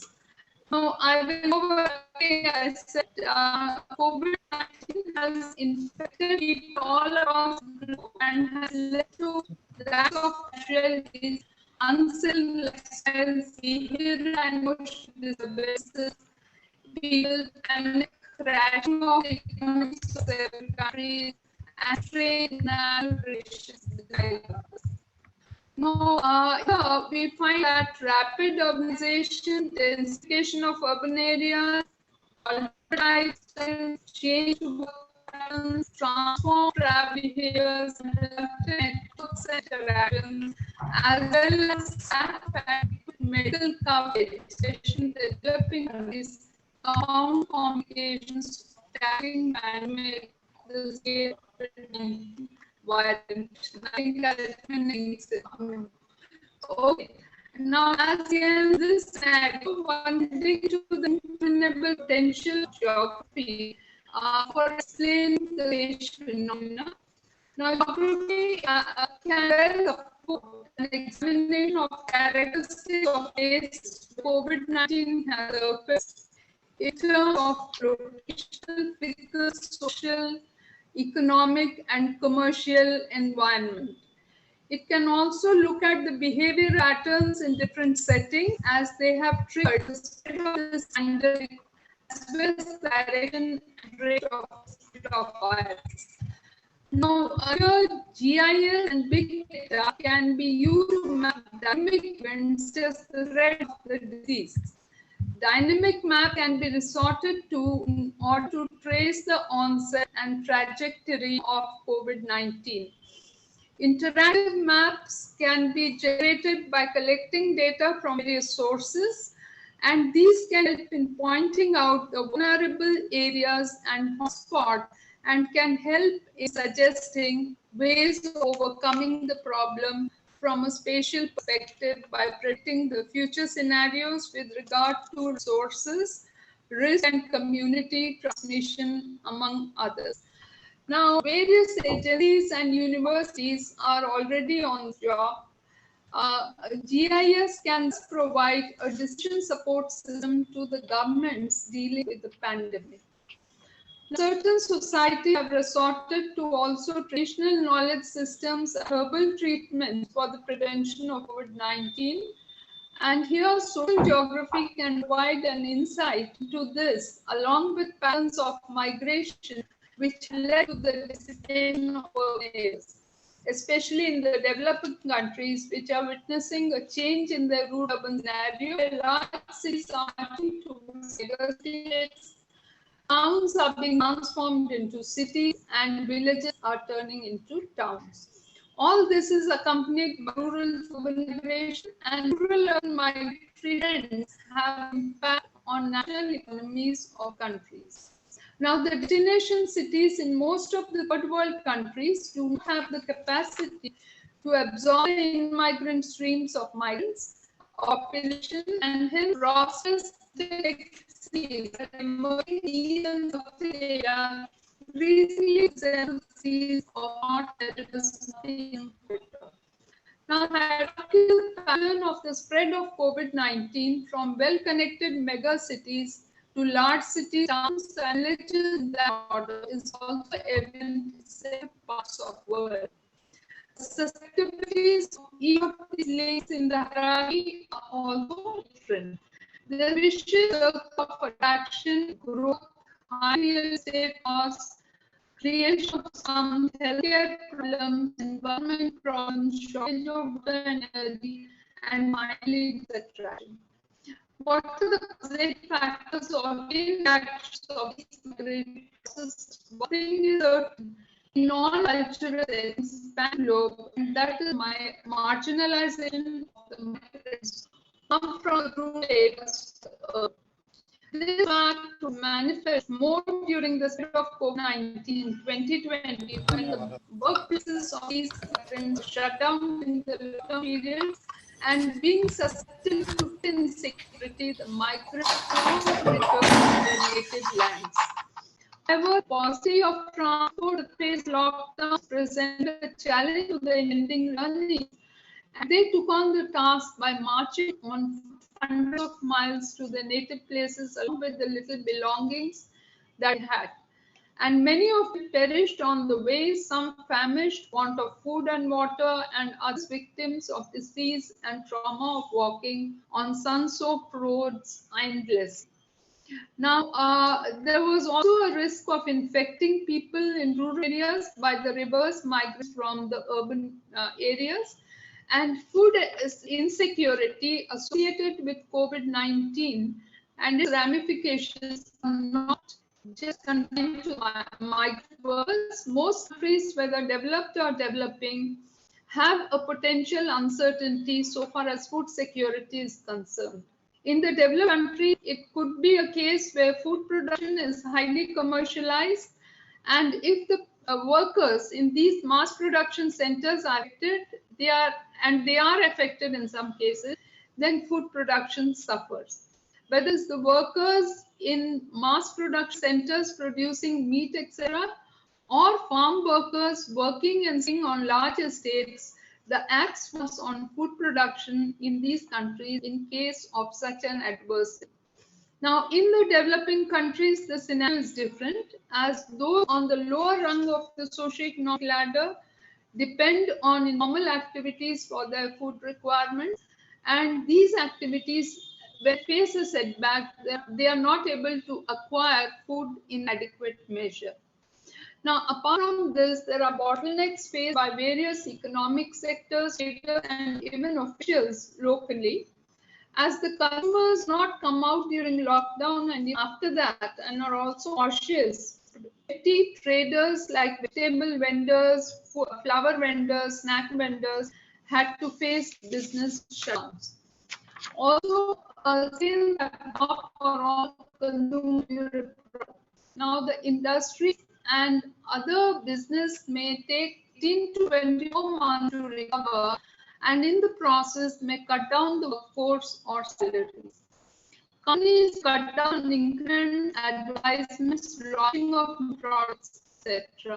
Health and hygiene products will be more in demand in the near future, and the costs of other products in the household budget may be adjusted or optimized accordingly. Now, digital medium will become a front runner in commerce and advertising. Also, credit defects may take place. Small industries will face a shortage of material and labor who have returned to their native lands and do not have chance to come back. Officials and all doctors are facing decades by the public and at times are unhandled. The wish list of industry in such circumstances is the availability of additional working capital, which is critical for sectors like textiles and engineering, restart operations once the pandemic ends. For this, banks need extended credit. Now, return of foreign workers who are still in their jobs is also fought to by the industries. In conclusion, I say that geography, GIS, big data come to the rescue of the regimes by with accurate inputs on various sounds arriving at roadmap for future. Data with regard to migrants, citizens, their origin area, their workplace can be collected and mapped. Besides, alternative sources of engagement for the tea vendors in informal sector can be scouted and suggested to the administrator. Prediction of the market trends, supplies, consumer products, durables, etc. can be done. Forecasts also be made for potential for new and alternative industries in future and also elevate skills for existing industries. And the fall of this pandemic could be that COVID insurance policies will emerge and only grocery stores may sustain in the long run. Use of online communication technology will improve, and all the educational institutions may want to adopt infrastructure and train for online class for students. Thank you. I think that will end up my talk.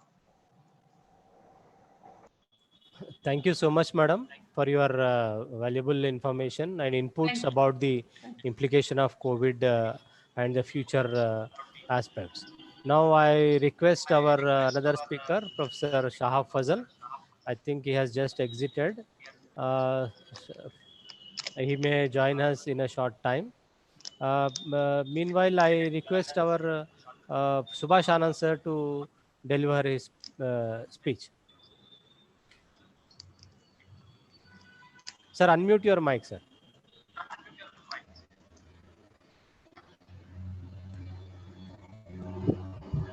Thank you, sir. Thank you very much. I am audible, sir? Yes, sir. Yeah. Thank you very much, sir. Sir, just wait. Respected IGU President Professor Yukio Himiyama, Chairperson of Local and Regional Development Commission Professor Georgi Bansky, respected and honorable Professor Kalpana Markande from University of Osmania, Professor Shah Fazal from Aligarh Muslim University, Professor N.C. Jana from University of Bardhaman, Professor Virender Nagnale and SNDT University, Professor Madha Suresh from University of Madras, and different other chairpersons, members, and senior professors and distinguished participants. Dear friends, I would like to express my sincere thanks to all for being present in this conference. Dear friends, as we know that today we are discussing about the novel coronavirus disease that is happened just only in December last year. Dear friends, there are millions of communities of virus, but question is that when, why, and how a virus that is termed as the COVID-19 turned into a disaster and having the negative implications on all the biophysical, sociological, and anthropological sphere of the world, from local to global level. I would like to also thank to Professor Himiyama for having a new term, that is the glocal. In his book, which has been edited by in 2010, he used, and after this book, I also added a book that is Eco-Development Global Perspective in 2011. And that time I faced a lot of questions that you have used a wrong term. This is not a global, this is global. But I cleared their doubts and convinced them the word is fully correct. Global means from global to local level. And since then, I am continuously using this term. And today we are having this term in terms of coronavirus. Dear friends, this is my personal opinion that this COVID-19 problem is basically characterized with 5A.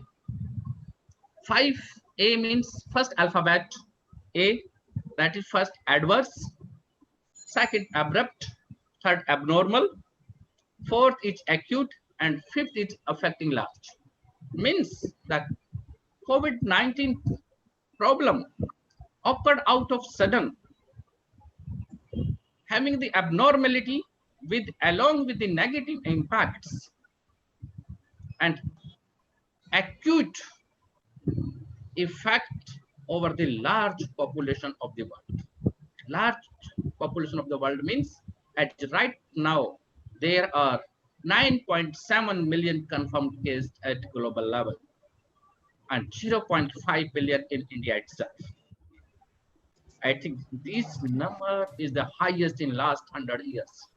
After the 1919 pandemic, which was occurred in Europe. But we should not leave the hope. This basically COVID-19 problem created a problem in all these sectors and leads into sickness, fatalities, injuries, deaths, socio-economic, psychological trauma to the large masses of the people across the political, geographical, and administrative boundaries of district, tehsils, states, and nation states. This COVID-19, which is considered as a borderless novel disease problem, is occurred in bordered world. But I think this, because due to this problem, now we are global citizen. We are discussing problem, having the common agenda, that is to find a permanent medication solution or vaccine. Even though the research are going on at global level, but I think the days are not very far when we will get this permanent solution to overcome this problem. And as far as the sectors and area is concerned, I think all these sectors of economy, all these spheres, either it's a basically tourism, agriculture, manufacturing, service sector, transport, financial, entrepreneurship, education, industrial, all these sectors are being affected a lot. Even the impact, the magnitude of the impact is differ from sector to sector. As we can say that it's an agriculture sector and a tourism sector which has been worst affected by this problem. And COVID-19 problem affected people, planet, prosperity, peace, and partnership. These five words which has been given by the UNESCO is completely affected by this problem itself. And but question is that due to this COVID-19 problem, what are the present impacts? Dear friends, as far as the impacts are concerned, each and every coin has its also its opposite side. There are positive impacts and negative impacts. First, we should discuss what is the positive impact. Positive impact is that right now I learned how to be available online in webinar, seminar, conference. People are having a handsome amount of the knowledge to get and share knowledge information online. This is the basically due to this coronavirus problem. Second, as far the impact is concerned, I think that it is an environmental sector which has been affected positively. Means the natural resource, water, air, noise pollution decreased greatly. 2.5, as the PM 2.5 dropped around 45 to 85% in 6 biggest metropolitan cities like Delhi, Kolkata, Chennai, Mumbai, Bangalore, Ahmedabad. And apart from that, the decrease in the pollution. If we take the example of the Ganga, in order to clean the Ganga, we have been borrowing and taken the loan from World Bank, UNO, from country of Japan, and from different other international agencies for cleaning Ganga. But in spite of using the huge amount, we are not in positions to clean the Ganga. But because of the low interference from the human side, because of the low anthropogenic activities, the Ganga clean itself. Yamuna clean itself. It means nature claimed itself. And also, we recorded the great relief to biodiversities. The birds are chirping. Basically, a sparrow, Goria, which has been disappeared from the Delhi, is again appeared in Delhi city. This is the because of that one. So biggest positive impact has been recorded in environmental sectors.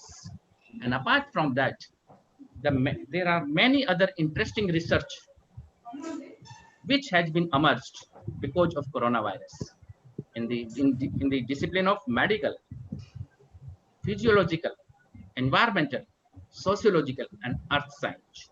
A number of special paper, number of special issues of books and journals are being prepared and ready to give their finding. And this happened only in last 6 months. It shows that there are number of positive impacts due to the lockdown. The nature got relief. But as far as the negative is concerned, the negative implications are the biggest one. Like we can say that the low income group peoples, the people who are living in slum areas, the people who are living in resettlement colonies, urban poor, rural poor are suffered. Daily wage workers are struggling hard and they lost their livelihood, their income source, and this COVID-19 problem basically raised a question of their survivability and the sustainability. Because for the longer period of the time, nobody, no government can help because everybody is feeling the very helpless during this problem. And as for the economy, the concern, certainly the economic growth rate has been gone down. As per the predictions of the CIA, the Indian economic growth rate will be expected only 0.9 to 1.5% growth. While on the other hand, the International Monetary Fund Agency predicted only 1.9%. It means economy suffered, social sector is suffered, and as far as the travel and tourism sector is concerned, it is the biggest, worst affected sector, where the accommodations, hotels, restaurants, guides, people, local shopkeepers, local communities are being suffered due to the non-availability, non-presence of the tourist from local to a national level. Apart from the tourism impact, the main impact we can record it, that is the migration of the labor. And as far as India is the concerned, we are having the huge amount of the migrate labor who migrated from one state to another state. And because of this migration, both states will face a acute problem in the long term. Out migration state will face the problem of unskilled, semi-skilled, lack of the labor force. And in migration state will face the problem to give them proper livelihood, proper employment opportunities, and their other requirements. So ultimately, both state, out migration and in migration state will face a lot of problem. And apart from that, so what I'm feeling there that, and I have also noted, because of the losing livelihood and decrease the income source, there are the possibility of increasing the crime, mainly in urban cities. Classes may be there within have-not and have-not societies. So that's why in coming time, the disparity and social inequality will be increased, which will be the, we can say that opposite to the sustainable development goals. Because of the COVID-19, we are in confusing stage whether we will be in the position to achieve our sustainable development goals by 2030 or not. Certainly, I feel that it will be very difficult to achieve all the goals by 2030, which has been fixed by the United Nations. So as far as the impact is concerned, dear friends, we should never leave any hope. And there is a dire need to conduct a comprehensive study, integrated study, having all these sectors and all the areas, from local to urban, from urban to rural, and from different sections of the economy. And that's why, as we can say, that geography also gives the importance to space and the time. So there should be a spatial temporal study on this COVID-19 problem. Thank you very much. Thank you. Thank you. Over to Professor Sri Nagesh. Thank you. Thank you so much, sir, for your really thought-provoking speech. Yes, because we are in both, we have both positive and negative aspects here. The positive thing is that in education aspect, we really have moved on, and we have molded ourselves from classroom to online mode. So this is one of the positive. But on the other hand, the negative aspect, we have been seeing that how people are suffering economically, the poor, downtrodden. And if you see the environmental aspect, yes, definitely we have seen during last few months that in many parts of the world, the air quality, the ambience air quality has improved a lot. And this itself means that nature is reclaiming itself, or it's healing itself. So it is the anthropogenic interference into the environment which is root cause for all the problems which we are facing today. So, and on the other hand, the negative aspect is, yes, in education also we have digital divide. In India or in globe, as per the UNDP, 87% of the people are still out of the digital mode of education. So this is really very alarming, and this we need to address very seriously. So with this, I thank you, sir, for your valuable speech. Now I request our Professor Shahab Fazal, Professor of Geography, Aligarh Muslim University, to deliver his plenary lecture on urbanization and COVID-19. Sir, I hand over the mic to you. Thank you. Welcome you, sir. Thank you. Thank you. Thank you, Professor Nagesh. It's a pleasure to be among this August gathering. I'm sorry, as you, in the last part, you have mentioned that there is a great digital divide. I also had a problem with the connectivity, and that is why I missed out some portion of this session. Anyway, you see, we all are facing some challenging circumstances because of this COVID crisis. I would be speaking specifically on urban issues, urban challenges. And I would say that in many ways, urban areas presently is hotspot. And in this COVID crisis also, again, urban areas are the areas where more impact is being observed by the human being.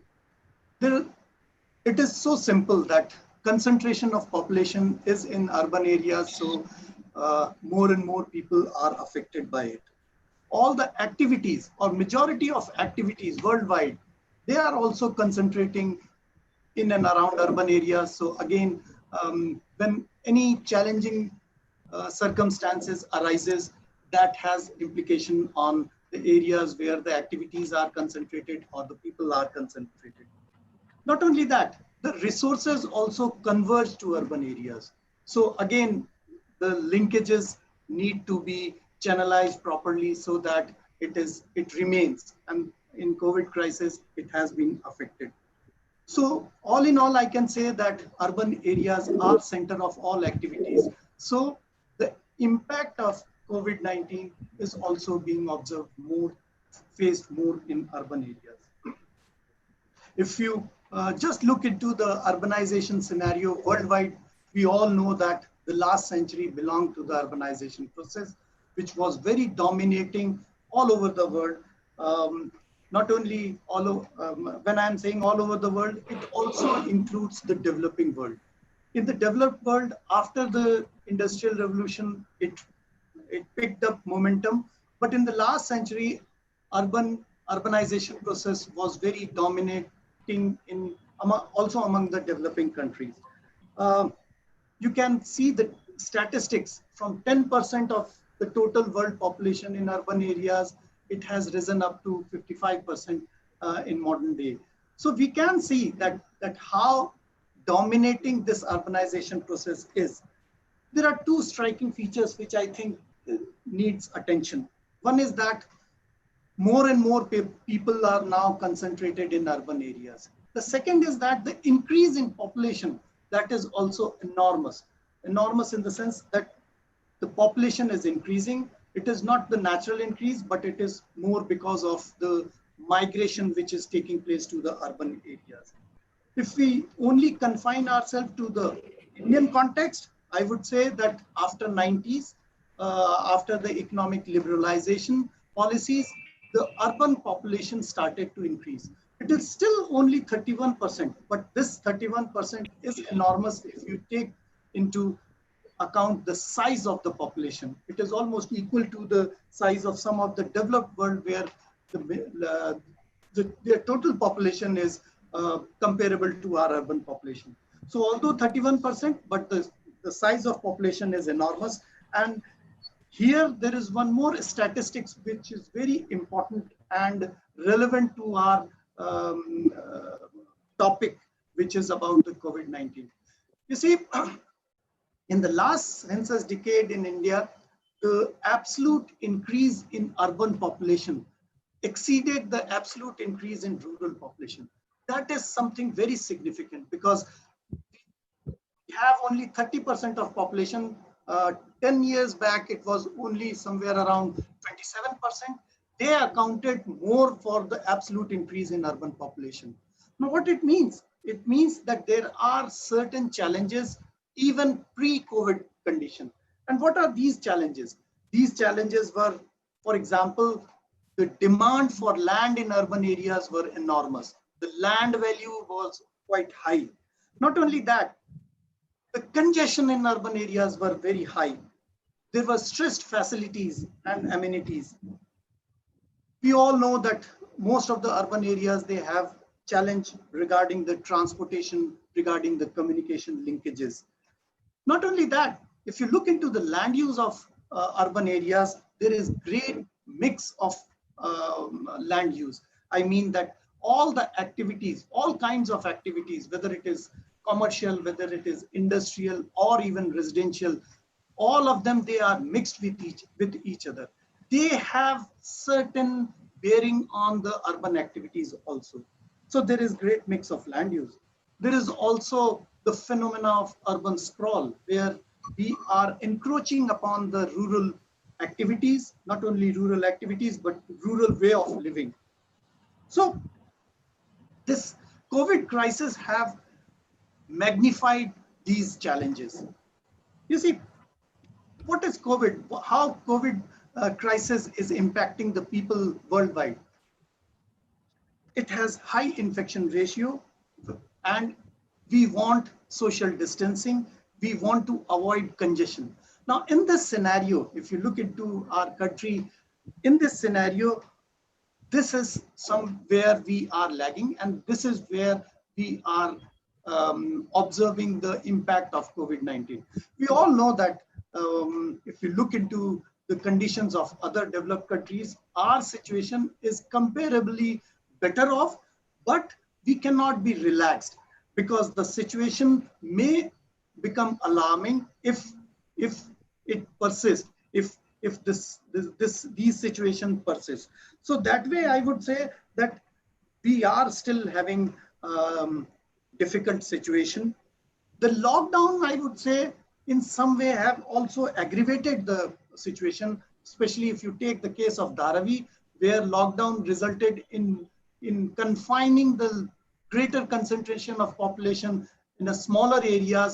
And initially, because of that, our situation, or the situation in Dharavi and now in Delhi is aggravating only because more and more people, they are living in smaller space. So in this situation, I think urban areas are most vulnerable. But having said that, I would say that there is a great opportunity, especially for countries like India, where certain modification in way of life and way of developmental procedures may improve a lot the conditions in our country. You see, there are certain specific phenomena worldwide. It is being observed. It is being observed also in India. For example, in India, most of the urban areas, they have city center. Now, these city centers means that most of the activities, they are converging to these city centers.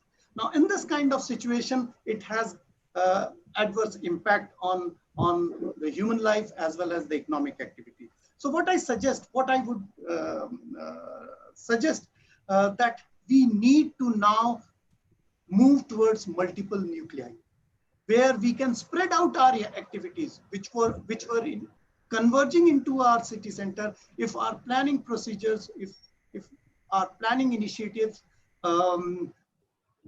advocates about the spread of these activities, which is possible very clearly, this is going to happen, if I may say that we would need to have multiple nuclei so that the activities may spread. We can develop the satellite towns, which may be specialized for certain activities. We should develop certain nodes, activity nodes in our satellite towns of metro cities. Not only the metro cities, but even the smaller urban centers, they should also have smaller settlements, which would be specializing certain economic activities, and that would result into decongestion of urban areas. This is one submission which I want to make. The second outcome of this COVID-19 in urban areas, the phenomena which has come up, it is the work for home. Now, this also offers us great opportunity to decongest our urban areas. You see, it will have direct bearing on transportation, because if more and more people, they work from their home, the transport congestion in urban areas may be reduced a lot. So that way, this is again a very important opportunity for our urban planners and urban policymakers. Surely, this will result into decongestion. Not only that, you see, in metro cities, people are migrating very long distance, moving long distance to reach to their workplace. Now, this has given us opportunity where the people, they can work from their home, and that way the transportation network would be eased out a lot. So again, I would say that it has great opportunity, and the urban planners have to think about it, that this is also one way of reducing the transport congestion in urban areas. You see, you all would agree that we have emerging situation, and these situations may lead to different solutions. The business establishments, the retail traders, and entertainment institutions, they all have to evolve now for newer situation and newer way of developing their activities. Because now, in present future, in near future, we may not have accumulation of people for these activities. So they have to think that how they can improve. So surely we need new model to evolve. And this will help again the urban decongestion. One very important aspect which I think is going to change in this new COVID condition is that we all know that many people from rural areas, they are migrating to urban areas pre-COVID condition. And after the COVID impact, we all have seen that in India and in many other developing countries, they have all migrated back, moved back to their rural settlements. Now, again, this has opportunity for our planners and policymakers, that now we should initiate some kind of economic activities. We should generate some kind of mechanism where some economic activities should be shifted in such a way that these workers and laborers, they confine themselves to the place where they are living, so that this will help in two ways. One is that the metro cities and larger urban areas would be decongested, and the livelihood options would be enhanced in the rural areas. Now, it's very easy to say in a seminar, but to practice, I know, and you all would agree that it is quite difficult. But you see, these are the situations which will evolve certain conditions, and we have to evolve to newer, adopt newer conditions. And this is where I would say that a great opportunity for all of us lies in our country. I'll give you one more example, which would say that the geography can play a very important role here. I may recall the 18th century incidents which has happened in London, where Dr. Snow, the classical example of use of spatial science, where in London, when cholera outbreak took place in 18th century, he used this spatial knowledge to cope with the cholera incidents there.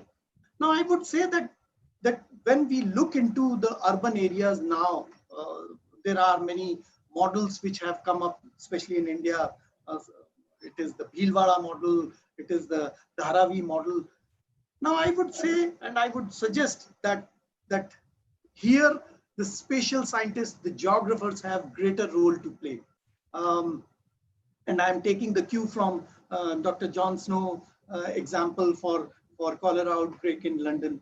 You see, in that exercise of combating cholera in London, if I can say that how geography can be used, how the spatial science can be used for the development and for evolving solution to any crisis, that is very important. And we need to touch these issues in a more effective manner, so that we can cope with this COVID crisis in a better way. So that is what my take for COVID crisis in the present scenario. Thanks a lot for giving me this opportunity. Thank you so much, sir. Now I request our Nagrale sir to sum up and give his conclusions. Yes, sir. Yeah. Good afternoon, everyone. So today we have discussed about the various geographical aspect and the role of geography in this present COVID situation. I thank to all resource person in the plenary session. I start the thanking with our President, Professor Umiyama, our Secretary General, Professor R.B. Singh, and especially I thank to the today's plenary session, Jerry Skisser, then Professor Markande Madam, then Subhash Anand sir, then Professor lastly Fazal sir. So summarize about this, how geographers can play to resolve, or how we geographer can take an opportunity to find out the various remedies in this COVID situation. So considering all this present scenario, we all geographers from developed country to developing countries, and rightly said in our set locally we have to act. So I thank to all plenary members, plenary professors, you deliver such nice type of talk. And I thank to organizing a great event, and especially thank to convener professors, Sri Nagesh sir and Dr. Subhash Anand. Thank you, sir. Thank you, sir. Thank you so much. I think with this, we have come to our conclusion of the morning inaugural and plenary session. I request all the chairpersons of the respective technical sessions to join us in their respective Google Meet at 2 p.m. So meanwhile, I request our Jerzy Bansky sir to be present tomorrow at our local time of 2 p.m. for panel discussion. And I thank our President, Professor Himiyama, Yukio Himiyama-san, for his valuable time, because I know, sir, you Sorry, have been... Could you Yeah. repeat what time? 2 p.m.? At 2 p.m. of Indian IST, sir. Okay. Yeah, India, thank you. India, sir. Yeah, it's better for me. Yes, sir. Yes, sir. So, if permission given, I request our Himiyama sir to be present for our valedictory function at 4 p.m. Sir, is it possible for you, sir?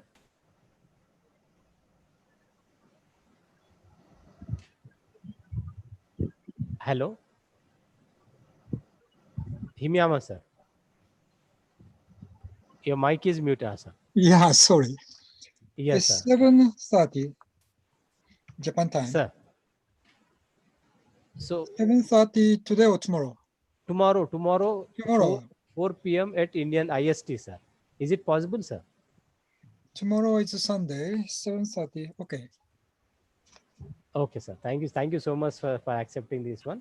So I request all the conveners and co-conveners to be present tomorrow at for both panel discussion as well as for the valedictory function. So with this, I hand over the mic to Subhash Anand sir for further announcements. Thank you, sir. Thank you, sir. Thank you very much.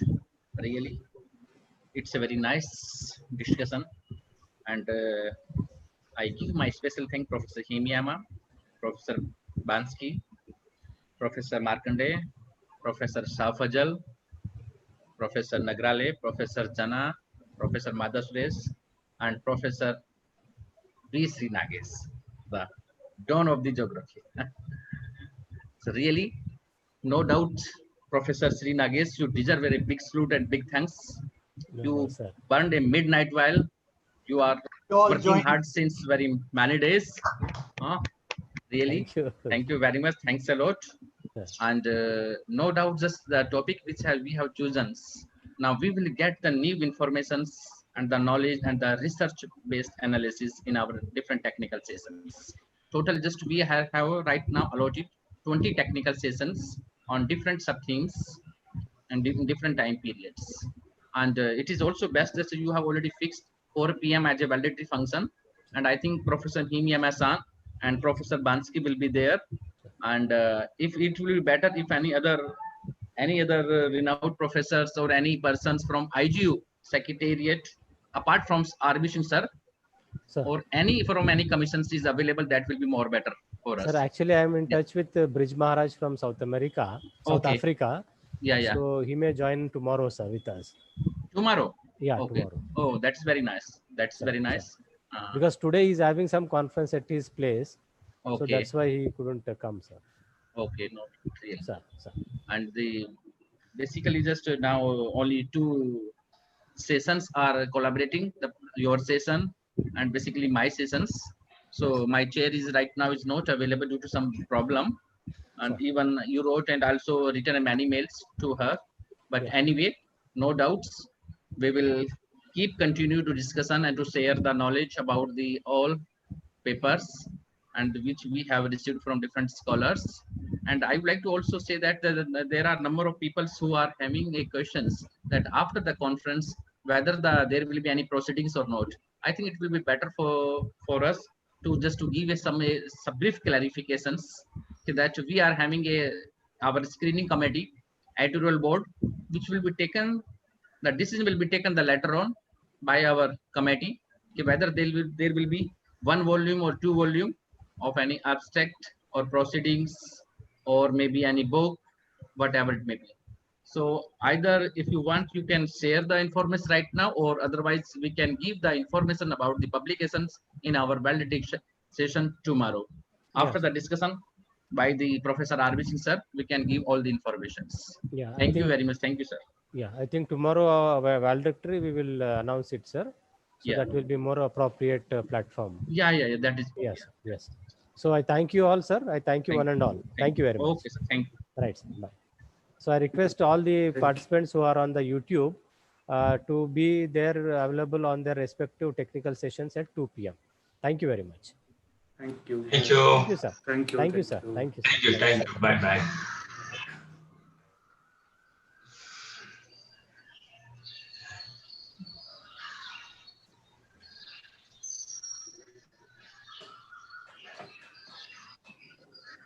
Jana didn't talk to me. Jana sir, Mother Ah, sir. Jana sir, good morning. Jana sir, good morning. Very Good afternoon. silent. Very Jana silent. sir, good afternoon. Jana sir not speaking anything. He Please, will Jana speak sir. tomorrow. No, he became a Buddha. He became a Ah. Buddha. Lord He will- Buddha. He will speak tomorrow. Oh. Yes. Yes. Sir. Thank you all, sir. Thank you for your kind cooperation in all. Thank you. Thank you. Thank you. There was a power cut. That's why I could not. No, we could, sir. We could understand, sir. Thank you, sir. We'll meet at 2 o'clock, sir. Jana, sir. Hello, sir. Hello, Professor. Yes, Jana sir is speaking. I mean, Professor Nagrale. Yes, Jana sir. Then Subhash ji. Subhash ji. Yes. अच्छा श्रीनागेश जी sir बोलिए sir आप मेरे को ना वो technical section का link WhatsApp में भेज दो राइट सर डेफिनेटली सर अभी भी जो हाँ सर ठीक है अब मैं नहाने जा रहा हूँ अरे क्या सर हमारा कॉन्फ्रेंस है नहा धो के बैठना चाहिए सर और क्या करे ऐसा थोड़ा है ठीक है नहा दो अरे अब नागराले जी थोड़ा चेंज कर लिए फेशियल नहीं ठीक है चलता है sir okay sir we will meet we will meet again at 2 p.m. yes okay thank you so bye see you all